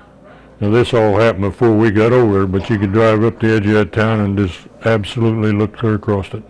There was nothing there. Wow. Nothing there at all. And then we had some more experience there. I went through 2 typhoons there, and we was sleeping in 4-man tents, and we was up above Buckner Bay there. About, I'd say that cliff was 80 to 100 feet high up above the water. And we was in these 4-man tents, and after all this rain and everything, the stakes wouldn't hold the tents up, and we was going to have to do something. And so there was some 6x6 trucks sitting around there, and we put everything we had in our sea bags and put them in the center by the pole, and then we collapsed it real quick and wrapped them all up to protect the sea bags. And 2 of us went and got in each one of them trucks. And you know how big a 6x6 truck is. Yeah. And I thought, my gosh, we was going to get blowed over that cliff. Now, I tell you, there was a battleship out there in that bay, not too far out, that they didn't get out in time to beat the storm. And we could stand up on this cliff 80 or 100 feet above the bay, and the swells was so deep that that battleship would go out of sight. That's Wow. pretty rough water. Oh, man. And the PBMs, which was a 4-engine seaplane, Right. they had the beach lined with them down through there, used for patrol work and scouting around there. And they didn't get them out in time. And I think they was $250,000 apiece, and it just tore them all up, torn them over and tore them every dang one of them. But then while we was there, Do you have any idea what battleship it was that was out there? no, I ain't got no idea what it is anymore. But I had a guy going to school with me in Jacksonville, a sailor, that he had 2 aircraft carriers sunk with him earlier in the war. Oh, my. Yeah, the Enterprise was one of them, and I forget what, I don't know whether it was a Wasp or a Hornet or which one it was. But anyhow, we we got our orders. By that time, I'd made tech sergeant, and we got orders to get packed up and go. Iwo Jima was going on then. They was going to move us to Iwo Jima to escort the bombers over Tokyo, because the Army fighters they had going wasn't staying with the bombers. Well, could the Corsairs make that distance? Oh yeah, from Iwo Jima they could, yeah. Okay. Yeah. You mean there and back. Oh yeah.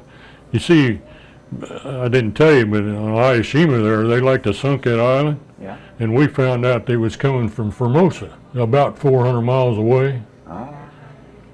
And we flew everything that we had, 42 airplanes every flight, 42 airplanes every flight, Yeah. for 5 days and 5 nights, loaded with rockets and napalm bombs before we knocked them suckers out. Wow. And well, like I told you, they'd put so much on it, they'd fly over us at night and we'd send up so much anti-aircraft it'd just like daylight out. You know, I never thought about where they originated. And, Yeah, that's where they come bombing from. those bases, Yeah. that would have shut them off. Yeah. And But then your Corsairs were going to Formosa, trying to knock that out. we did Yeah. knock it out. Yeah, we flew 5 days and 5 nights. Oh, we got so run down. I actually had a guy walk through a prop one day, and the lieutenant was going to court-martial him. Planes come in, they parked. The first thing we do is get up and unload the guns, see? Yeah. And there was a guy up in the cockpit up there, and this guy took the ammo cans out of the wings and ducked down under the wing to go out and went right out through the prop. This mechanic hit the start, and he seen what happened and he shut it off, and this guy walked through there and it didn't touch him. Although I have seen guys that have went through them. His guardian angel was with him that day. Yeah. But I have seen Wow. guys that get caught in them, but anyhow, the lieutenant was going to court-martial him, and I said, no, you're not. I said, you guys are wore out, and I said, they're not responsible. I said, and so they went on to the major, and I told the major the same thing, and he said he agreed with me. But anyhow, we was then supposed to pack up, get ready to go to Iwo Jima, and it was still too hot there to take us in there. So they told us to stay packed, and we stayed packed, and our next move was going to go to the China coast. And if it hadn't been for the napalm bomb, I think we'd still be there with them guys in them caves and everything. But Now this was what, probably mid 45? Yeah, just early 45. Still early 45? Yeah. Okay, so Yeah. you would have gone to China to kind of surround No, them? that's right, mid 45. Okay. I think the war ended in August, didn't it? Yeah. August? Yeah, okay. Anyhow, it was a month or two before, because when we was there, before we went anywhere, word came that that the war was over the loudspeaker. Yeah. And for 3 days, them daggone Japs, they kept bombing us with them kamikazes and the Baka bombs. Really? Somebody didn't get the word, see? Huh. And we didn't believe it was over Yeah, I for can 3 imagine. days. I hadn't heard that. That's brand new. Yeah. That is Now, brand what, new. the Baka bombs. Can you describe that? What? Well, they was like an unmanned, just looked like a torpedo or something. Okay. That's about what they looked like. And it was a suicide deal is what it was. Okay. And, So it was attached to the plane, and and then they release it and then it'd go on, see? oh, okay. Yeah. Yeah. What was it, like a TNT explosion, or was it shrapnel or napalm or what? What No, it was was just like a regular bomb and mix Okay. shrapnel and everything and it was a good size, make a good size explosion. Yeah. that was a But it didn't miss nothing on the Ie Shima. I've talked to guys that was there and my God, it was terrible. You somehow get it pictured in your mind that Ie Shima was close to the battle, but the big battle was on Okinawa, and, Yeah. and you guys just didn't get a whole lot of action, but it. Oh yeah, It's- it's we flew every day. We was going somewhere every day, even over into Okinawa or Formosa. Yeah, Or, but you were getting attacked as oh, well. yeah, I tell you, my outfit, we flew when there was Army outfits in there, and there days when they didn't fly, but by God, we flew every day, all day long. And after the war was over, the pilots was talking one day what they was going to do afterwards, and this one pilot, he said, I'm going to go back home. He lived out in Kansas or somewhere out in there, and he said, I'm going to take a propeller off of one of these airplanes and throw over my shoulder. And he said, the first place I come to that somebody asks me what that is, he says, that's where I'm going to land. And we flew day and night. Gunnery practice. He bombing went somewhere where there wasn't any planes and any Yeah, propellers. yeah, yeah. That's a good I story. can understand that. But then we had right after the war had ended there, we started getting some relief pilots in, and one of these guys come in there and he never flew the 1C yet, and they let him take it up and fly it, and he took that thing off and right straight up like that, and he went too far, and he come over on him and he got into what they call an inverted spin. Right. Yeah. You can't hardly get out of one of them, almost impossible. And that plane just a coming down, and we watched it, and he did get out of it, but he was off at a distance, and he was below the tops of the trees when he chute opened, and it busted him up so bad and that plane went right down through a colonel's quarters and loaded all the devil. Oh. Wow. Had no idea. Had no idea how tough it was over there. Oh yeah, a lot of things, a lot of good men over there, I'll tell you. Had to be good men to. And it's, you can appreciate what they're against over there in Afghanistan, trying to get them guys out of them caves over there, out in that mountainous country over there. I'm telling you,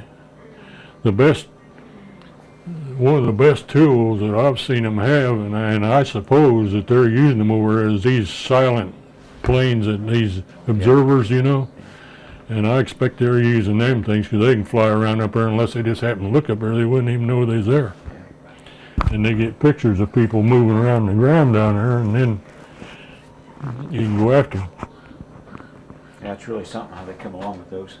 But like I said, when we was supposed to go to the China coast over there with all them caves and everything, over in there, well, my God, you never find all them people. Well, it sounds to me as though the war ended, and yet it was still pretty hot on Ie Shima. There was still quite a bit of fighting. I had it pictured that the fighting had stopped on there in Okinawa, and that it was pretty well cleaned up when the war ended. There wasn't much resistance. Well, there was people that was in these caves and things. Even back in the Philippines, for years after the war, there was guys, them Japs was holed up in there. They didn't even know the war was over. Wow. Still And fighting. there's stories come out about that, you know. Yeah. Yeah. Do you remember hearing about the atomic bomb? Yeah. Yeah. Did you have any concept of how big it was, or? Well, we didn't realize that. We just realized it was big and they'd surrendered, you know. Yeah. That's all we knew about it then. We didn't know nothing about experimenting with it or anything like that. And The biggest bomb you had, what size area would it blow up? I mean, this blew up an entire city, the size of Indianapolis. And, Oh, yeah. And the biggest bomb you had, what kind of an area would it destroy? oh, I suppose it'd do a real good job on a 300-400 foot diameter if you'd drop it in this adhesion like this, you know. But now we could take and skip on one of them napalm bombs through here and just about wipe this whole adhesion out. And yet this is small compared to what the atomic bomb. Oh, yeah. It would be awfully hard to Oh, yeah. conceive of something like that. Yeah. Besides that, with all the radiation with it and everything like that, and your wind currents are drifting that stuff, and yeah, it's pretty treacherous stuff. And to think that these guys, these terrorists, if they can get in there and use something like that on us, they're going to use it. So they better not let their guard down. No, It's a pretty serious situation. Yeah, people keep saying, well, how come you're raising the warnings on us and then nothing happens? Well, I think nothing happens because you do raise the warnings, because Yeah. people are watching. Yeah. And I think they're catching it. But just look at this that happened in Madrid, Spain yesterday. Isn't that awful? It could happen in several places. It's that big over this country. Oh, yeah.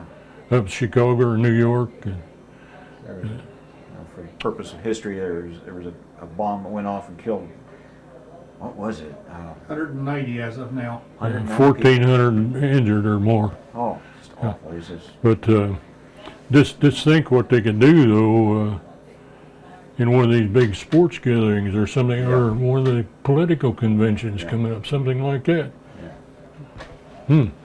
Could be much bigger than that 9/11 deal.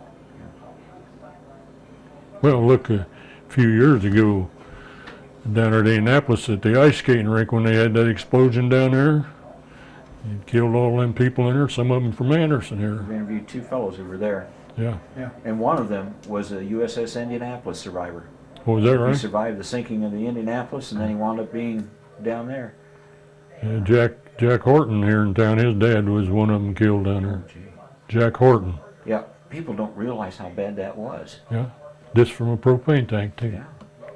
Well, it's like 75 people or so were killed. And it was Wally C.A., Dr. Wally C.A. from Elwood was there. He was in the stands, and Yeah. he says there was a big hole in the concrete there, and his daughter was down in there. I mean, his family got scattered everywhere. All of them survived. But, man, that'd be scary. Oh, boy. He would have been sitting on top of the propane tank that night had he not changed seats with another individual. Yeah, there was There was a mix-up in the seats and the tickets, and Oh, otherwise he would have been sitting on top of the thing. So. there was a group of them, and this fellow who bought the tickets for the group, as a rule, was a little late getting them, yeah. and so they got the next section over instead of where they normally would have been. And it was, grace of God they did. Yeah. Anyway, when we got ready to move to Iwo Jima, we was loaded up, and my ordnance outfit done such a good job. My men done such a good job of packing and being ready to go that it got me my last and final stripe out of it. Yeah. That's great. That's where I made the master sergeant at. Yeah. Now, did you stay pretty much with the same group of fellows Oh yeah. all through? Yeah. Okay. Now we'd get new pilots a lot. Like I said, out there in Midway, we had several guys killed out there on that. We'd get replacement guys like that, and then we'd train them and get them in shape until they got a place out there where they needed us, and then they stuck us in there on the job. While you're right there at Midway, give me a time frame on that. How is that related to the Sea Battle of Midway? Probably 6 or 7 months. Oh, wait a minute, no, it would be more than that. It'd be about 18 months after that, I imagine. Yeah. Because I went in a year after that, and it'd be 18 to 24 months afterwards that I was there. Okay. So the Battle of Midway was June of early 42. 42. Yeah, Yeah. So you were there yeah, 12 to 18 months after that. yeah. Okay. So who were some of the fellows you served with? I got all their names over there. We'll have And to I had guys from all over the country, and Any of them you particularly close to, or? no, nobody around here close. Well, I mean, then were you? No. Now, when I originally went in the Marine Corps, went to boot camp, there was 2 guys at Elwood, and I can't remember their names right now. They was twins, Huh. and they was in the Marine Air Corps too. Both of them went, but they was mechanics or something. I don't remember when. We was never together again. Yeah. In fact, I've only seen one of them, and that's been years since I've seen him. I can't even remember what their names is now. Well, I'd love to know that. But I had a couple guys under me from right over in Ohio, just east of Richmond over there a ways. But I never seen him. I just and this Chester, he lived up by Detroit. The guy that lost his leg, I seen him once, I think. Then I never seen him anymore. And I had a guy by the name of Piggott in Mississippi. He came up here one time and looked me up. I had guys from Nebraska and Kansas and Peoria, Illinois, and everywhere. Quite scattering. Yeah. And those days, you just didn't get out and travel much. No, You didn't go on these big vacations. and I've belonged to the Marine Corps League for, my God, a long, long time, and every month in here you get a list of guys that die, Yeah.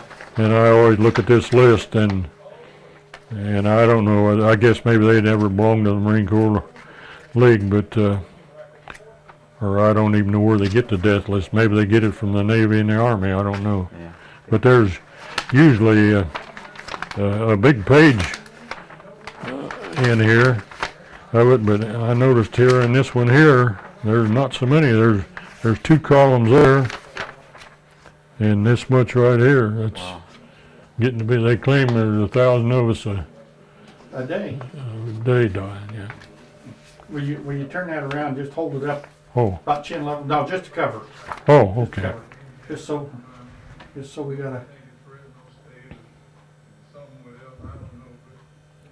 It's a good magazine. I've seen a few issues of that. Yeah. Yeah. We're getting a little bit of. Okay. We're getting a little bit of shine off of it, but I got it. It's okay. Who was there anybody over there that you kind of looked up to as personal heroes? It could have been a group of guys like the Seabees or a particular person. Who would you consider your personal heroes when you were on? Well, I don't know of a Marine that I was over with that didn't appreciate the Seabees. Yeah. If we needed something, a tool or a part made, my God, they had somebody that could make it. Yeah. They was a professional outfit, I'm telling you. And them guys built things. I tell you what, when they was building that airstrip over at Ie Shima, the Army engineers was building the airstrip, and they had all the big equipment they had, you know. Yeah. They had to call the Seabees in there and show them how to operate it. and they got them started and they got the thing built. But they're just a wonderful outfit, and them guys, there was a lot of them perished doing things. They couldn't defend themselves. They had to do their work. And Yeah. the Japanese come up behind them Oh and yeah. get them. Yes, I've sir. heard a lot of fellas praise the Seabees, but we've never interviewed one. Is that right? And I'd love to interview one sometime. I don't even know of anybody around here that was in the Seabees. I did know somebody, but I can't remember who it was. We'll find one of these days. Yeah. You better hurry I know. if you want one out in that theater. We're Going as trying. fast as we can. Yeah. Yeah, we sure are. I just I can't recall anybody right now that was in the Seabees. So were you on Ie Shima or Okinawa when the war ended? I was over in Okinawa when the war ended. Okay. Yeah. And then what was the process there? How'd you get back? I mean, how long were you there? Did you go somewhere else first before you Well- came back? Or? Oh, they put us on a troop ship there. Of course, all our pilots was sent back separate from us enlisted men, and our whole squadron come back, but we come on a troop ship, come way up around Russia, somewhere colder than the dickens. Hell, we all got cold and got sick up there. It was so rough. Huh. I've been on them old Kaiser troop ships they had. Yeah. They took them back in and filled the hulls up down in the bottom with cement to keep them from pitching and rolling so much, you know. Gee. And I rode on some of them, and they still pitch and roll and make you sick. Now, that's a new one on me. I hadn't heard that. Yeah, I hadn't heard Oh, that yeah. one. Okay, Yeah. you gotta stop here. 40006, tape number 4. 4. Okay. And you said you were We was on an Army troop ship going from Pearl Harbor out to Okinawa. right. You said you got down around the equator. You got- Yeah, and it got pretty hot down there, you know, and the only ice water on the ship to drink was up in the superstructure. And they had this was an Army ship, and they had their own guard on that, and they wouldn't let us have any ice water. Huh. And this old officer, he was an old hard head anyhow, Yeah. and he'd give us a cold cut sandwich for dinner and an apple or something like that for supper. He said that eating was hard on the troops, and they wouldn't let us have any cold water. And we got thirsty. Yeah. By God, we went up that superstructure and we told that guard up there we was going to get a drink, and if he didn't want to go over the side, he better get out of the way. And we took over the water fountain.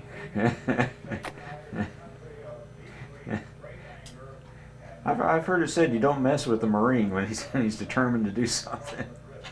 Well, that's my wife and I was talking this morning. They talking about bringing these boys back and what do they call it?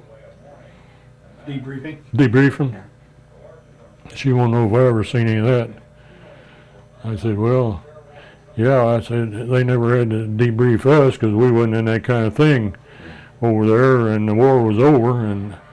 But I said I remember when I was at the Marine base down there when I was a boot, they brought Carlson Raiders back.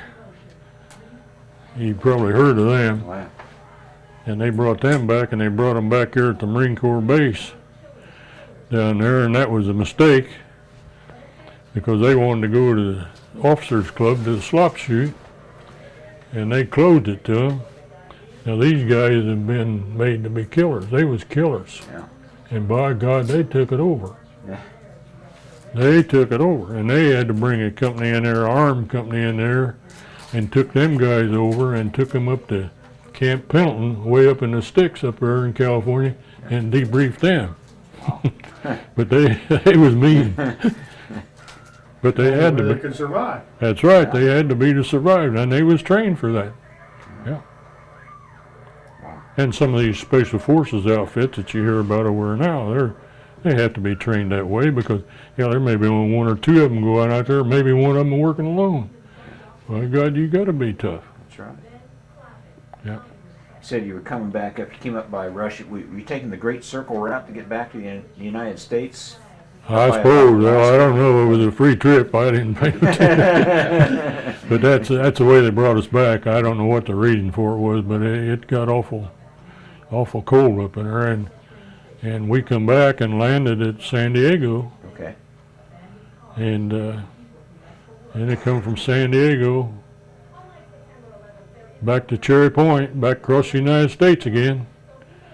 And I got drawn on that map there how many times I've been across the United States and back and forth and everything. And I remember we come through El Paso one night. It was cold, and El Paso was kind of high. And that old train run 90 miles an hour going down grade out of El Paso there. And it was colder than the dickens. I remember that. But we went to come by New Orleans and went up to Cherry Point. And then I got to leave out of Cherry Point and come home, 30-day leave. That's when I got married, Okay, what was the date? November the 8th, 1945. Okay, nails it down. Just in time for the Marine Corps birthday, wasn't it? Yeah, Just yeah. a couple days after that. Then I had to go back and get my discharge. And but when I was stationed in Chicago, I was talking about that every weekend. Every weekend I come home from Chicago. We'd hitchhike home. There was a kid here in town named Hank Arnold. He went to school with Betty up St. Mary's, and he was up there with me. He was a mechanic. But after inspection every Saturday afternoon, we'd light out from home, coming down or hitchhiking, see? And boy, we couldn't get no rides or nothing. I had a heck of a time. I told him, I said, next week, I said, we're going to wear our blues. And we wore our blues, and people knew who we was, and now they stop and pick you up and buy your meals. Yeah. Makes a difference, doesn't it? Yeah. And then we'd get on at 1 o'clock in the morning on Sunday morning. It'd be Monday morning.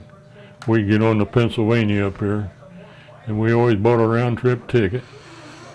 One week we'd use the Chicago to Indianapolis ticket, or Anderson ticket, and the next week we'd use the Anderson to Chicago ticket. That conductor would just pull his hair out.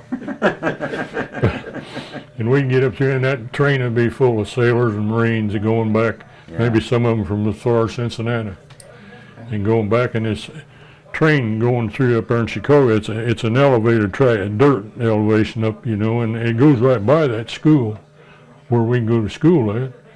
And if that train would be a little late going in there and we wouldn't be able to make muster, somebody would pull an emergency stop on it, and there'd be Marines and sailors bail out of that thing. Oh, that's a story. Oh, I can see it. Yeah. I can see it. Well, Then they go down over that big embankment down there, and old conductors are pulling their hair out. well, this would be a good time to talk a little bit about your wife. Her name is Betty. What was her maiden Betty name? Jo, Frossard, Frosser? Frossard. In relation to Mike? Yeah, Oh, I mean, yeah, Mike's her nephew. okay. Yeah, Okay. So again. yeah. And her brother Johnny, he was in the Marine Corps. And you said you met her on the farm? Well, she lived here in town, really, but that's where I got acquainted with her at. She was out there in the summertime when I'd be out there working, And then we got to meeting all the time when she'd walk. They lived out in a 2200 block on George Street, and she walked all the way up to St. Mary's every day, And then I lived in Park Place then, so I'd walk up there and meet her. And That's a long walk to school. didn't even have school buses. And I've often thought, I know it costs a lot for these buildings and everything, but has anybody ever stopped to think, I'm a great thinker, I'm like Verge Cook, has anybody ever stopped to think how much it costs to operate and own a bus and pay the driver, and the ownership costs of it and the insurance? Mm-hmm. I wonder how that would compare with the school building, and then they get all these kids in one big school, Yeah, and then busting and they're in. harder to travel and Yeah, they're right. harder to handle. And so I don't know. I can never understand that. I think, and then they start building gyms in all the schools so they get exercise. Yeah, yeah. That's a good point. That's a good point. Well, which one of you decided first that you wanted to get married? Did she drive Well, that program, or did I'll did tell say, you. I want that one? I don't want her to hear this, but I'll tell you, when that boat landed, she was out there waiting on me, and I couldn't get away from her. Oh, where have No, I heard think that it was. before? I think it was kind of a mutual thing. You know. In fact, when we got engaged, I was in Norman, Oklahoma, and my folks come out there, and had my sister with them, and Betty was with them, and that's when I gave her the ring. And they come back home, and that's when I graduated out of that school. And I got on that train right away and rode all day, standing up, going back to Chicago. And when I got back to Chicago, I couldn't. They wasn't ready to take us in school yet because they had to end the term there first. So we got a week off. So I beat them back home. So anyhow, then that went on for about a month. I went into the CO of that school there. Yeah, I'd go in there every week and tell him I hadn't had no leave and school wasn't ready to start, and I'd get another leave to go back home for a week. That worked out pretty good. Well, yeah. So when you proposed to her, was it a big flowery thing, and you put on your dress blues or something, or did you just No, say, I hey, you want to didn't. get married? No, I was in my khakis then. I guess it was in the summertime, I think, or in the fall of the year. Yeah. I didn't khaki. No, I wasn't. Nothing, just plain old country boy stuff. You know, some guys go to a lot of preparations to do all this, and others just. Yeah, but they're on TV.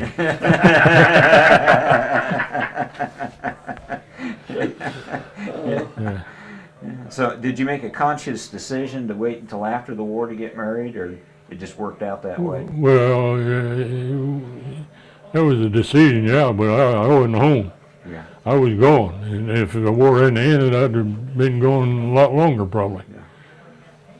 Because I don't know. I don't know if there's such a thing as just going over for a year or 6 months. No. Not Then, Some fellows kind of went back and forth. And most of them, they were out there for a long Yeah. time. I tell you what, we was on Midway Island. We was out there for 6 months. That was our tour of duty there, and there wasn't nothing on that island but goony birds and sand dunes. And it begins getting to you after a while.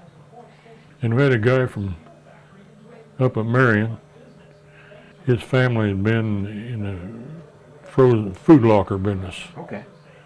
That's what I remember about him. And a few months ago, I was coming through Marion there one night, and I looked in the phone book, and I'm going to look the guy up. I ain't so sure he ain't still living. There's 2 guys by his name up there. But this guy got a Dear John letter one day from his wife. And he was homesick already. Yeah. And he got that, and he wasn't the only guy. They started walking home. And when you get out in that ocean and get up to here, you know, it's over his too. But this guy he was at that point, and the doctor knew it, our squadron doctor knew it, and he got him sent back, and got him sent back home even. And I think he got a discharge over it. But I don't know if the guy is still living or not. I'm going to look him up. But That's to me just downright meanness that anybody would do that to you. well, In that I guess, situation. but it's I suppose it human happens. nature, I guess, and everything. But you can't understand it. Put it on pause a minute. See if I can arrange something. Running. Oh, I'm you're not right. running. Here. Okay, now go. Well, I met him out on my grandfather's farm. Who spotted who first? Well, I think I did. Ah. Do you? I don't know, I was I running the think I tractor. did. I do. He went to Anderson High and I was at St. Mary's. Yeah. And he used to work at the Bulletin when it was on 10th Street, 10th 10th Street. and Main. And I'd go by there after school. I'm curious, did you happen to know Paul Loftus? Oh, he's my cousin, Oh, no kidding. my really? first cousin. Yeah. He signed recommendation for me to get in the Marine Corps. Did he really? And he signed my reserve card too. He was a captain then. Okay. And then George Crittenberger Yeah. run the Bolton up there. Sure. He gave me a letter of recommendation for Marine Corps. Over there. Yeah. Paul, we interviewed him, and we also interviewed Virginia.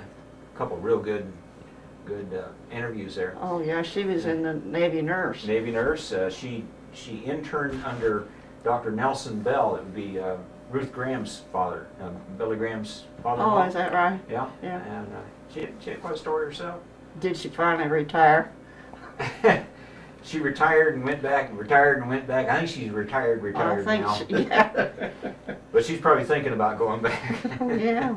She's pretty dedicated. Her mom, so when she went into nursing, her mom said it'll never last. Oh, yeah. When she went Oh, years she's done and that years. ever since I can remember. Yeah. Okay. Yeah. Now, he also, Paul also told me that you had a principal there who is real big on Notre Dame, and that when school would end, she'd line you up in the hallway and bring out this phonograph and play the Notre Dame fight song, and you kind of march out of school to that. His That was- sister? that His was- sister? Yeah, nine, you mean? It's Yeah, just, one of the sisters. well, but that must have been before I, because Because he's what? He's 86 or Yeah. 7 now, Yeah, isn't he's a he? little over still 9. around there or not? Yeah, no, I don't remember her. That he would have been there with me, you know what I mean? Yeah. Yeah, I graduated in 43. And I know Paul was that way before that. Yeah. Yeah. Boy, he was in where it was tough. Yes. We'll probably see him St. Patrick's Day. Guadalcanal, he come home sick from there. That was a tough story. What would you tell folks about this guy?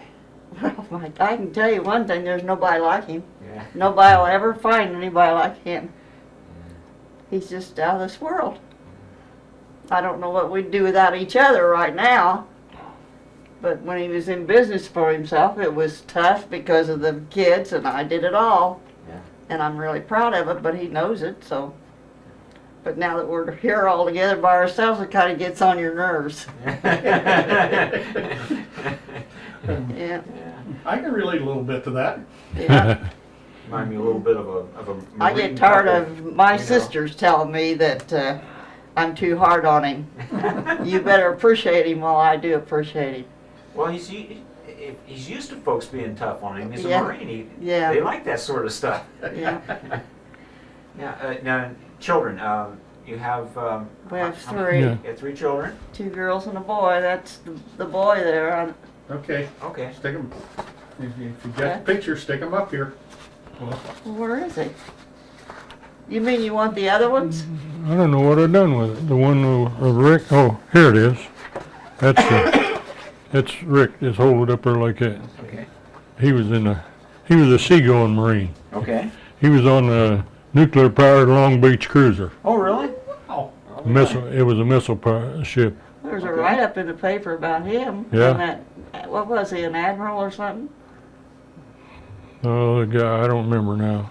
So Rick. And Ricky, he saved a girl's life out here on North Anderson when he was home on furlough. I'll be darned. A little girl she ran out in front of a car. Okay. He brought her around, yeah. And what's he doing today? He always worked for his daddy until he sold. He didn't want any part of it. I mean, Yeah. he didn't want the responsibility. And he went to work for E&B Paving. Okay.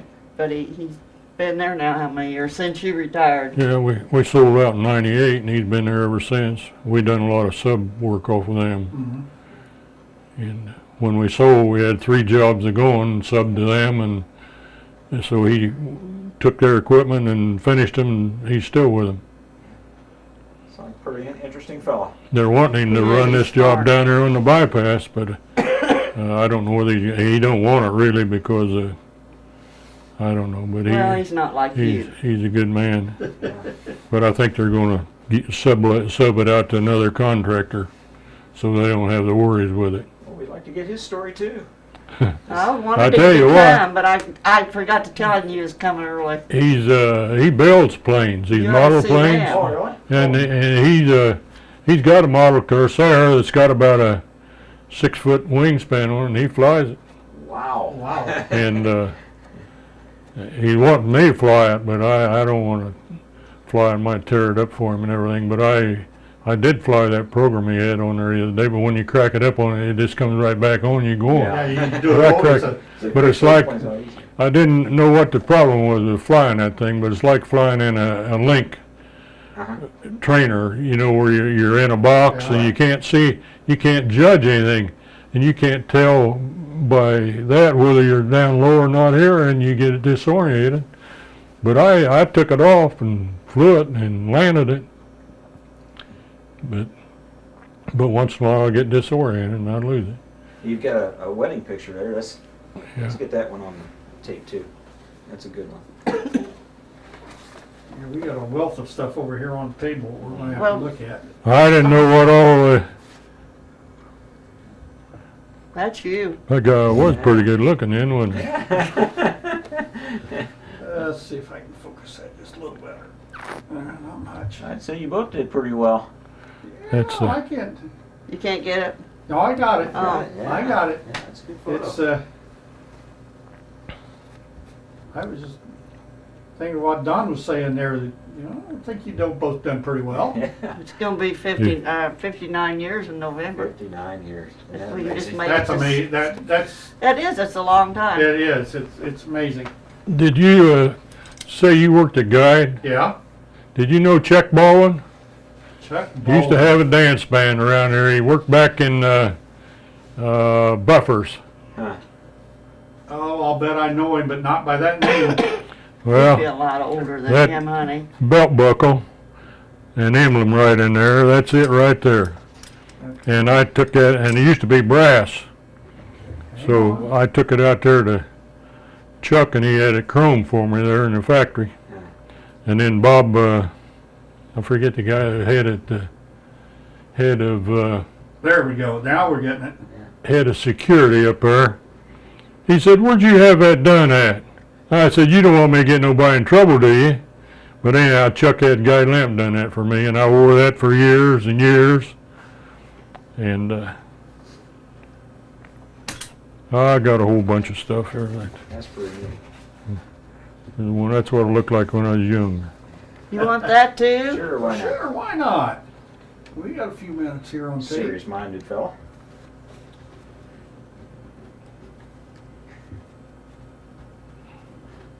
Okay, now you've got Rick. You better get the ones in there of Janny and Kathy. Well, I'm wired up here. Oh, I'll go. Because the ones that's in here is with their families. Well, while she's going after that, I don't know what the real significance of this is, but we got to get this on. Oh, yeah. We've got to get this on tape, if nothing else.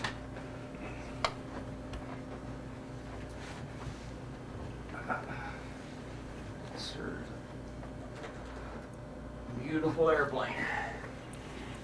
See, our plane had the full-bladed prop on it, but this here is not a 1C because it's got 650 caliber machine guns in it, and they only had 4 20 millimeters in the 1C. So if somebody made this up but didn't understand all they knew about it. What was the purpose of the gull wings? Was there anything significant about that? I don't know, but you see these folded right here for on carrier operation. They fold up in the air. Okay. That's the main reason. Yeah. Yeah. And the maneuverability on them is real good. They just Now, how did they stack it up against the Japanese planes? Did they have any Japanese planes that were their equal? no, they can keep up with them. Okay. Oh. Okay. Got that. We'll put that. But I tell you, that's a thrill to sit in one of them and rev that engine Oh, up. I bet. See, they're the super turbocharged engine. Okay. And We're gonna get this too. Go ahead with that. Well, that's the This one? oldest daughter. Okay. That's Jan. Jan. Okay, hang on here. And Jan, does she get married or what? What's Yes, going- Janny's married and has 2 boys Okay. and 3 grandbabies. Wow. Yeah, Tip it towards And me. what's her name now? like that. A little more, a little more. There you I'm go. trying to get the, I'm trying to Oh, get there. There you the go. light out of it. Yeah, there That's we go. good. That's good. It's Jan Willoughby. Willoughby. Is her name now. Okay. What's her husband's name? Brad. he worked at Farm Bureau Insurance and Prudential Insurance. And me too. I'm trying to place it. That sounds awful familiar to me. He knows Mikey. Mike Prosser. Yeah. Oh, Yeah. Sure. yeah. Is he still working? Do. I've been trying to find out. I've seen him I at church, don't but know. not to talk to There's him. been so many of them. Are you done with this? Yes. I'm scared that I'm going to let go Oh. of it. Yeah. Tom And Martin. And then who is, This is our other daughter, youngest, 7 years apart with these 2. Ah, okay, now tip it towards me so I get it out. There we there go. you go. That's Kathy, Kathy. and she's got 2 children and a grandbaby. We got some nice looking kids there. Well, I Yeah, reckon. you ought to see my great ones. Ah. That's my pride and joy. Oh, let's see. I think my mother has the same problem. Oh I'm yeah, not because sure. everybody's grown up now. I'll take them little ones. Yeah. Well, we got to get that one. That's Okay. kind of explain that a little bit. That was a Bobcat. That was a name of our squadron, the Bobcats. Okay. Tip it top towards me. There we go. And my boy builds these planes, and he's a perfectionist. Even in the cockpit, he puts a pilot in there, and even the instruments and everything, he works to get them right. That's what I was going to ask you. The instrument panel on a Corsair. Can you describe it? Sure, I can show you a picture of one. Okay. Are you done with this? Yeah. Yeah. Yeah. Okay. We're Well, working Yeah. here. them Something. Corsair books are. Okay. But anyhow, when I come back from, I don't know if this is the one, I might need them others. Here's your dauntless. Come back from Florida a year ago, we went by the Pensacola Naval Air Station, Oh, I want to get down there. and It's really nice. trying to find that emblem. And what pictures I had here, it didn't show, here you go. Okay. He's setting that thing, it just looks like a piece of junk when you're sitting in there. See, your feet's hanging way down in here, Uh-huh. and Okay, turn around and get on the it's camera. Oh, it's just all made strictly for business. That's all there is to it. Nothing padding or nothing about that. The only padding's the parachute you sit on. Okay. Yeah, what? It was 400-mile flights. My gosh, that had to be awfully tiring Yeah. for those fellows. That's about as good as I can get. Yeah. But anyhow, the pictures of the planes that I had there didn't show that up very good. So I stopped by the Naval Air Station down there to see if I could get Okay. something on it, and I couldn't. And in the meantime, why, he took some pictures with a digital camera and everything out of one of these photographs I gave him, and got the idea of it there. And then in the meantime, I found a copy of that I brought home with me that I got somewhere right there. over there, and this is what he's reducing the size of it down and putting on the plane that he builds. Okay. Ah. Okay. But he puts these instruments in there and everything, and he was asking me here a while back about that SBD dive bomber, about the machine gun in the back of it. Well, I didn't fly a machine gun in the back of them, I don't know. And I was facing forward in it, and the gunner would have to face the back, so that's why I say this seat swivels, but I really don't know. But they're all alike. They're just the bare stuff in them. Oh yeah. And couldn't get him out the door. I tell you, the first plane, like that first quote combat plane, I looked at, I come back and stopped short because I couldn't figure out where they said or what they said on, until it finally dawned on me that they said on her parachute. Yeah. It was part of the rigging, so Yeah. that had to be a hard seat.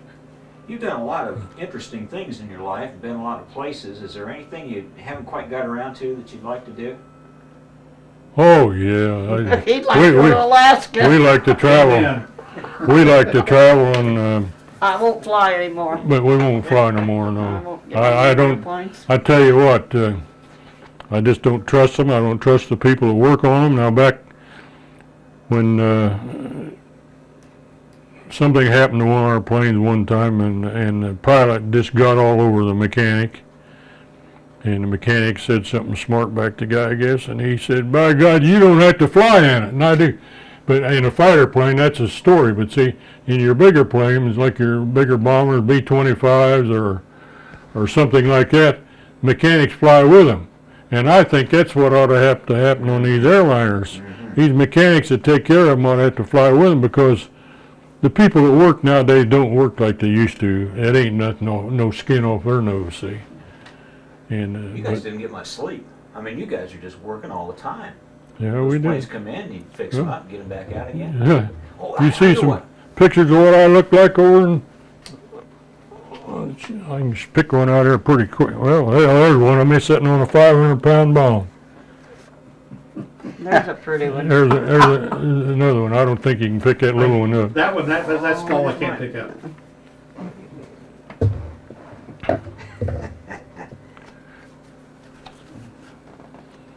But we was all run. I tell you what, I don't think I can, Don, at all.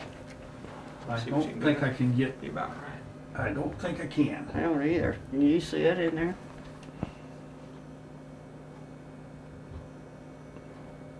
You're getting there. By golly, Well, I you can are. see the Look one at where that. he's posing there. Oh, now ain't that glamorous. That's the one he sent That home, too. right? Oh, yeah. oh, I brought them home with me. I had a little 127 camera that I bought when I was a kid carrying papers off Olson Eben's jewelry store for 15 cents a week. Hey, those are great pictures. They are. I've seen several like that. That's pretty good. We have one out on our website that was about this size, and I took just a little corner of it, and I made a picture about yay big, and it's it's a detail of a burial at sea. Oh, for And, heaven's sake.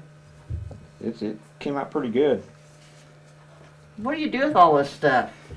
Well, first of all, we give it to the families, and then hopefully we can put together an archive of some kind where people can come. It's like a library, and they can look up this stuff. Now, do you do any work with the Historical Society? No, Not, We're not all- yet. not yet. We're all completely independent right now, and just in the collection stage. Yeah, That's what, well, Brad's not, but that's the historical place where he's at. yeah, the Grunewald Jenny's husband, Brad Willoughby. home He up down had there. to, Okay. he's on Okay. full disability. okay. He's only 52, arthritis, rheumatoid arthritis. Yeah. So in his spare time, he grows flowers. Where do you go to school? They all went to Madison Heights. Madison Heights. I graduated in 1969. I'll bet you I knew Brad from school. I don't remember. Is It that- seemed to me like that is- really They played in the band, and Jan was a Jan was majorette. Yeah. I'll bet you I know. I seemed me like I I'll asked get out my old book. Rick take a look. because I figured I'm gonna hand them to you. Oops, of course. And put them on your shirt or if just you can tell us what they are, Oh, we can get a shot of them here. my gosh, I don't remember what they are. I got a paper over that tells what they are, though. Okay. That one with all the medals on it there. Okay. But We'll take a picture of that here shortly. you got this one here is a World War II medal. Okay. I don't know if I can get that or not. No, the light's not gonna let us do it. Okay. It's But then there's a That's gonna be hard to get. Yeah. Not bad though. It's coming through better there than it is up here on mine. I can't read that. The And light then light ain't so that I can read it. And then the ribbon is, Well, these are the medals, and this is a ribbon to match the medals. Right. okay. Instead of having all them, You mean? instead of having all them medals hanging all over you, where you put So just it's the put the ribbon. Okay, And these are for campaigns that you was in. These stars on here. Okay. yeah. I think you got the American Theater, Pacific Theater War, and gosh, I can't remember. It's been 62 years or so. And then this one here is simply one every guy that ever got out of boot camp had one of these. That's your rifle, your sharpshooter medal. Sharpshooter Okay. medal. Yeah, That's yeah. what that Because is. when they see them coming home from boot camp, you know they always got one of these on. Yeah, And that's where you get down that rifle out there and you don't get down low enough, that big old sergeant comes, sits on your shoulders. Yeah, They were always so helpful. yeah. Now, what was the procedure? I was going to ask you, what was the procedure when a plane comes in? What do you guys do? You must tear it down some way and Yeah, well, first thing you do is, after the engine's shut off and all the safety switches and everything's on, why, you clear the guns. Okay. Take the ammunition out of the plane. okay. And then they gas it up, and the mechanics, they do their checking on the engine that they have to do, and we get ready to reload. If we're going to be going right back out again, we put new boxes of ammunition right back in it. Okay. But then they get the plane fueled up and maybe clean the windshield off the canopy so that they can see out of there and look it over for anything that might be wrong. Now, how'd you load the ammunition? You said boxes of ammunition. Was it Yeah, like a cartridge that you set in place? And, Yeah, in the tops of the wings, there's a door opens up off of the wing, and these boxes of ammunition, you've seen them in these surplus places. They're about that long and about that deep, Right, and yeah. and it would be the length of the ammunition. 20 millimeter would be about that long, Okay. and you'd have two of them going each wing, and then you thread that up through there and put it down in the breech of the gun, Okay. and cock it and get it all ready to go, and then you fasten that wing down tight so it don't come open, and because if it comes open it'll blow off, Yeah. tear it off. But yeah, and if things are pretty hot, well, you get them ready to go right back out, because you never know when you're going to have a strike come in there. There'll be some zeros coming in there, and you got to get off and get them, or they'll come in and get you.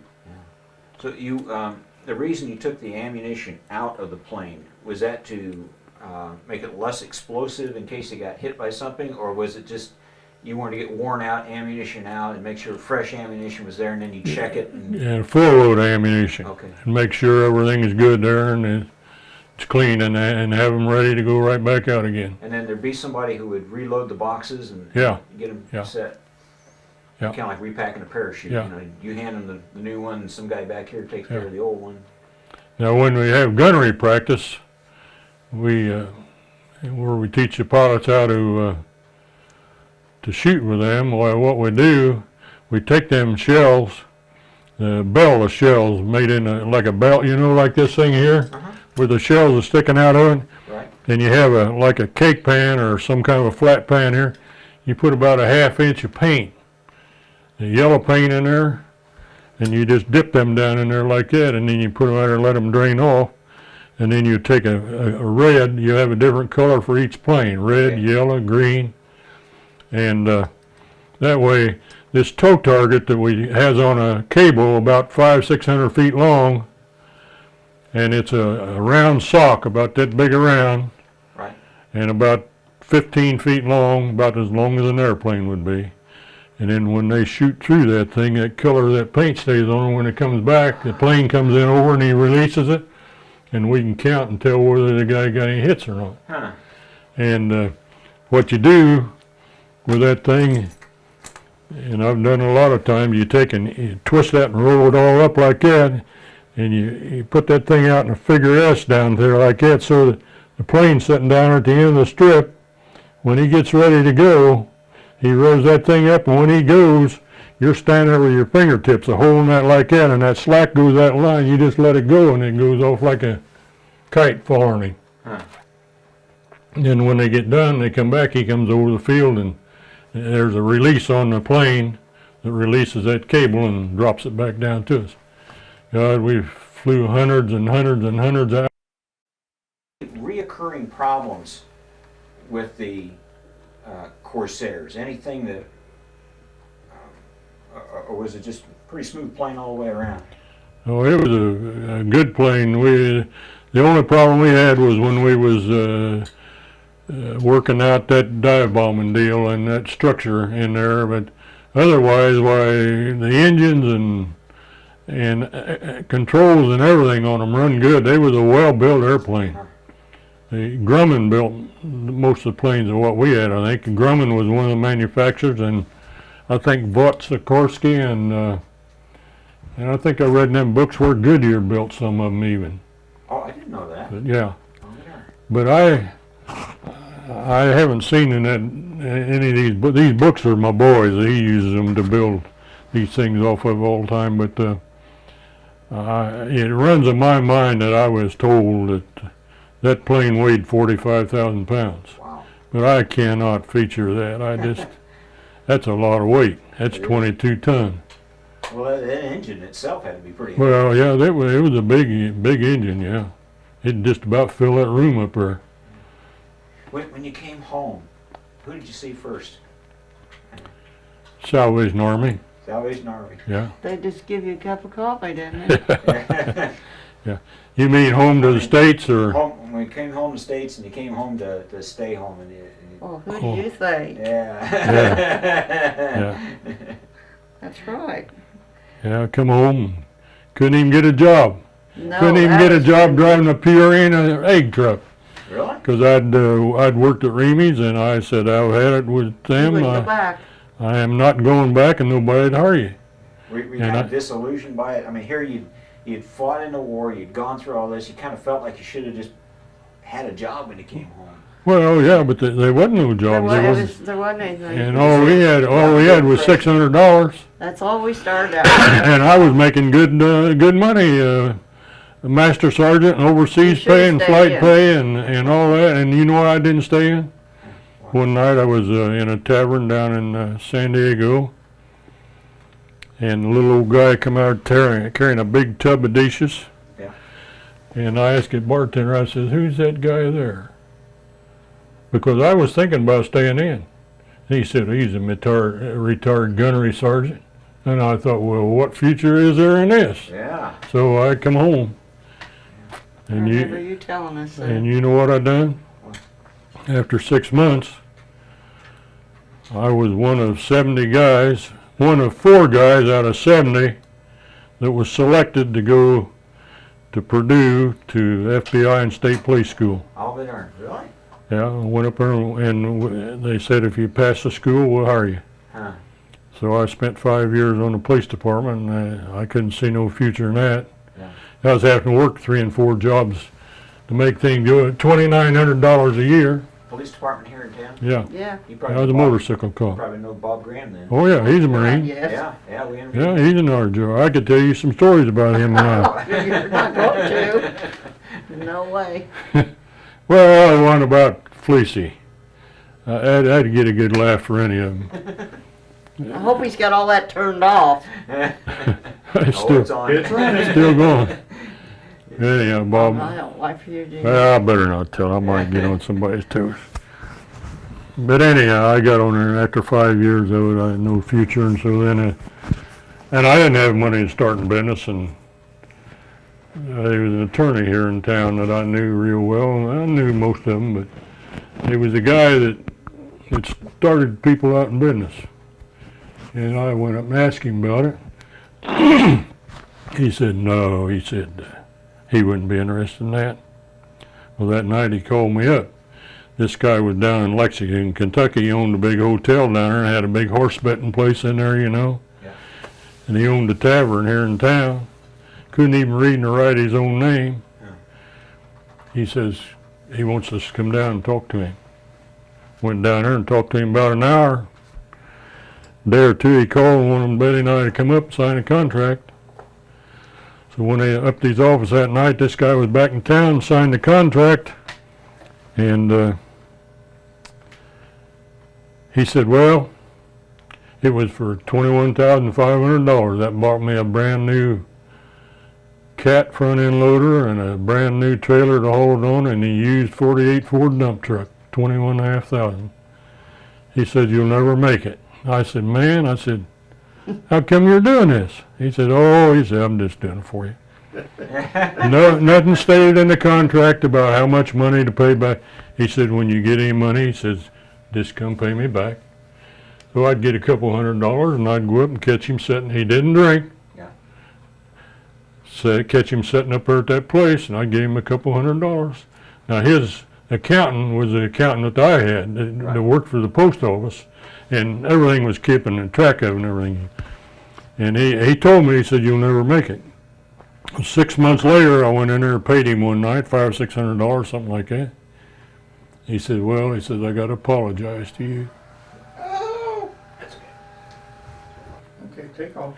Anyhow, Red said, he said, I got to apologize to you. He said, I've been watching you, what you're doing and everything. And he said, you're doing all right. He said, if you ever need anything again, he said, you come to me. Well, I never had to go back to him again, but of course we had all the knockdown and drag outs that all businesses have, but it was tough. But we got through it all right. But It sounds like it could be a dangerous business at times. Did you ever have any close calls with it? You didn't, did you? no, I tell you, we was always careful, and my boy run our big backhoe. We're digging 21 feet deep in the ground, ditches, and he was always particular. Men working around that in cave-ins, just like they had down here at Fortville the other day. That should never happen. But What's the secret to it, though? Being Well, safe about that. you either got to use trench boxes or sheeting in there to hold it back, Okay. or you got to slope your banks back. Oh. Now, we've had jobs when we built the Applewood down there.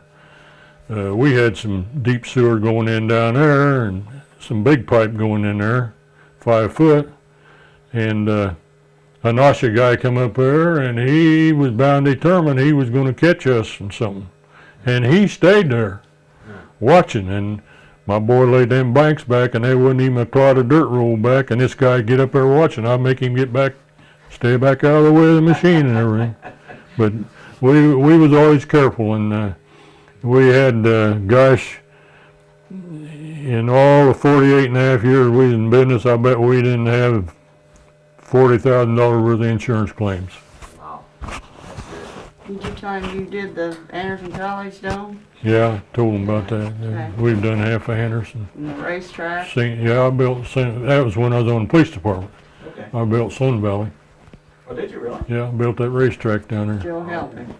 I'd ride a motorcycle from 6 in the morning to 2 in the afternoon, and walk back to Park Place in my riding boots, my riding pants, and get on a bicycle and ride out to the racetrack and work till 11 o'clock at night running a tractor in a pan, 50 cents an hour. Gee. And Joe Helping says, he said, now don't tell these other guys how much money I'm paying you, because he said, you get more work done than what they do. He was a good guy. You've had so many things in your life to be proud of. Oh, yeah. I mean, your family, your work, Yeah. your service. Yeah. Is there anything in particular that you're just really proud of? Something? Well, our business, we built jobs, we built jobs in this town. We wouldn't build them if people didn't want to build them right. We wouldn't build nothing cheap, and we've turned people down because we knew they wouldn't be satisfactory, or maybe somebody wanted to build something and then cheat somebody in the end and say, well, we didn't go for that stuff. And we've, back in the early years when we was doing housework, before we got started in the bigger contracting work, and people get sick over building a house, making all the decisions and everything, and they wouldn't have no idea what that place was going to look like when it was finished up. You go in there and grade the yard and everything, it's like giving them a shot in the arm. But we worked W.R. Duncan Oh, yeah. and Associated Builders. Yeah. W.R. Duncan, we done all their work in recent years. After Dick Duncan's dad found out he had a guy doing the dirt work, and he come to me. He built Madison Heights High School out there. Oh, yeah. and the guy couldn't get the grading right on it, and they had to redo it 3 times, and he come around to me and he says, I hate to admit it, but he said that the guy just don't know how to do it. He said, would you come out and do it? So we went out there and finished that job up and got it straightened out, and from then on we done his work. And we built Highland High School out here, and this new school right down here. But I remember Dick Duncan's dad, old W.R. Duncan, and his daddy started the business over at Bluffton ahead of them. That's how old they was. I didn't realize that. Yeah. Yeah, that's a great-great-grandfather deal. But he come out there, Mr. Duncan come out there one day and had all these big piles of top dirt, you know, when we stripped off when they built this building down there. And we was grading up around there and we got rid of all that dirt. And he come out there and he said, what happened to these big piles of dirt you had up here? Son, I said, well, we dug a hole and buried it.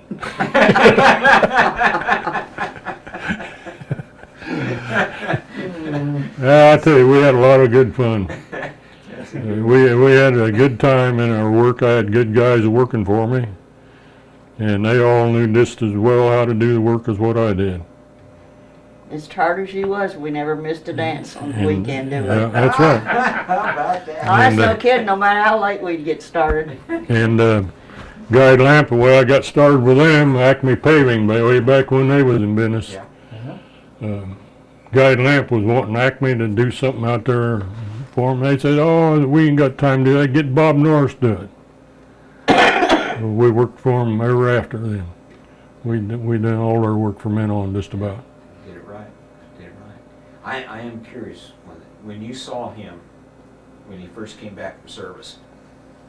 When he first came When he back, first came back, yeah. what'd you think? Well, I thought he was just beautiful. Well, he did. I mean, he looked really great in his uniform and everything. He was a lot thinner than when he went. Yeah. But I mean, were you shocked we at how didn't thin see. he'd been? Huh? Were you shocked at how thin he'd gotten? Or Well, just kind of a expected little it? bit, but he'd send pictures along, and I knew him. You know, he always said the food and being in the holes and all that. Yeah. And I just figured he was wore completely out. But that was a happy day. Very happy day. Like that. Back Yeah. in Ie Shima, back there before we got a mess tent, all we had was C rations and K rations, you know, for weeks. That's all we lived off of. When he'd tell me the rats would be in their beds, I thought I was going to lose Well, it. that was on Because Midway. I can't stand a mouse or nothing. I just, That was on Midway Island. oh, it was horrible. But anyhow, when they got a kitchen set up to where they could bake bread, Right. shoot, they'd give us a slice of bread and we'd save it till last and eat it like a piece of cake. You know, they say they're not getting enough to eat there in that Gulf War. The Really? servicemen. Haven't you heard that? I hadn't heard that. I heard that on the boob tube, and I also read it in the Indianapolis paper, I think it was. Well, I bet they're getting their rations though, and that's no, a lot of other people you're hearing about too is eating too much. Well, Yeah. They don't eat like hogs in this service. well, you did a pretty good job. I mean, after you got home. Well, after I got home, yeah. Yeah, Yeah, that- you is a lot heavier. But when look you at me got- now, what shape I'm in right now. I'm back down under 200, and Oh, no, I wouldn't brag on that. I walk, been walking 6 miles a day. A year ago, I had come up with a sugar problem and a little cholesterol problem. I was on 2 medicines. Then I got put on 8, and the veterans started furnishing my medicine for me. And I went to walking, got my weight back down, and I got everything under control now. I just have to watch it. There's something about a Marine. They're sharper of mind, sharper of body. They remember things that fellows from other service branches don't remember. Yeah. It's just there's a real Yeah. precision there. One thing he had asked Did you me. tell him you No, put wait a my minute. brother and them in? Yeah. That was No, I nice. didn't tell him that. I signed him up. But He had 2 brothers he got in. he, 2 of their friends. He took 4 of them to the thing first. I mean, when they left, he Yeah. took the 4 of them. Yeah. And then who else would do? Bobby Oleski. yeah, Bobby Lesky, Okay. Do you know Bob? On Fran. that's his brother. Okay. Bobby is your, No, he No, knew no, Fran. No, Oh. No, Fran, I yeah. was gonna say, good Lord, if I Yeah. didn't know you. See, Bobby and his wife and two of their kids was killed one Sunday or taking them back to DePaul University. I didn't know that. Car went across the road, hit him head on. And Oh, he was the godfather of our youngest one. He was a Marine, good Marine. He was a good engineer, electrical engineer. He went through Purdue on the co-op deal with Delco, and then they wanted to just put him out flopping around, you know, and doing this and that. And so he went to work for Allen Bradley Electric Company, developing stuff. You think of anything that we've missed, anything you'd like to get in on the story? I don't know. Don't you know what you've talked about? Can you think of anything? You wasn't making that Any much questions? noise, I couldn't hardly hear you. I was just sitting in there watching that Oprah show. I think pretty well covered it as far as I can tell. But, we always give our I'm sure veterans. we'll enjoy that, though. The kids will, won't they? Oh, yeah. Yeah, they will. They will. We always give our veterans a chance to say a few words for posterity. You got any personal Oh, God, don't get him philosophy started. or something that you like, a little bit of personal wisdom you like to share with your grandchildren and great-grandchildren and great-great-grandchildren? Well, I'll tell you, one time I was working out at St. Ambrose Church, building a parking lot out there in the north end, and there's a young priest by the name of Borowski. He's at Frankfurt right now. And I tell everybody this story. But after he'd been here a couple of years and had enough time in to get a couple of weeks vacation, he was Polish. He went back to Poland and looked his ancestors up back there. And the second time he went and he come back, I was out there on a tractor grader working, and he come out there and I asked him how his trip was, and he told me all about it, and it's fine. He said, Bob, he said, you know what the young Polish people told me to come back and tell American people? Not to take their government for granted. Amen there. Yeah, And that still goes. absolutely. That still goes. That flag means something, doesn't it? Oh, Yes, it does. ours is up all the time, except at night. He won't leave it up at night, even though the light here from the porch does it. But nobody in the neighborhood does that. That makes Yeah, it people- makes him mad. Yet when something happens, they all grab their flag and put I still got a yellow ribbon on the tree out there. It's all faded out. Yeah. That's a good sign. It's been there. And you raise the kids like that too. Yeah. Well, Mrs. Norris, I appreciate you I letting us I invade think your this was kitchen. wonderful, but I never dreamed he was going to be all that time. So Well, I thank thank you you for or coming. I hope something. I want to thank you for your service to our country and for this interview. you're welcome. Appreciate you very If much. you had more time, we'd make several more tapes. I think he can keep you going. We can take the time. We think we've got more tape. I tell you, I get to blowing off, and I'd tell a lot of stuff, and a lot of stuff can't be told. But I tell you, we really enjoyed it. We had a good business. Okay.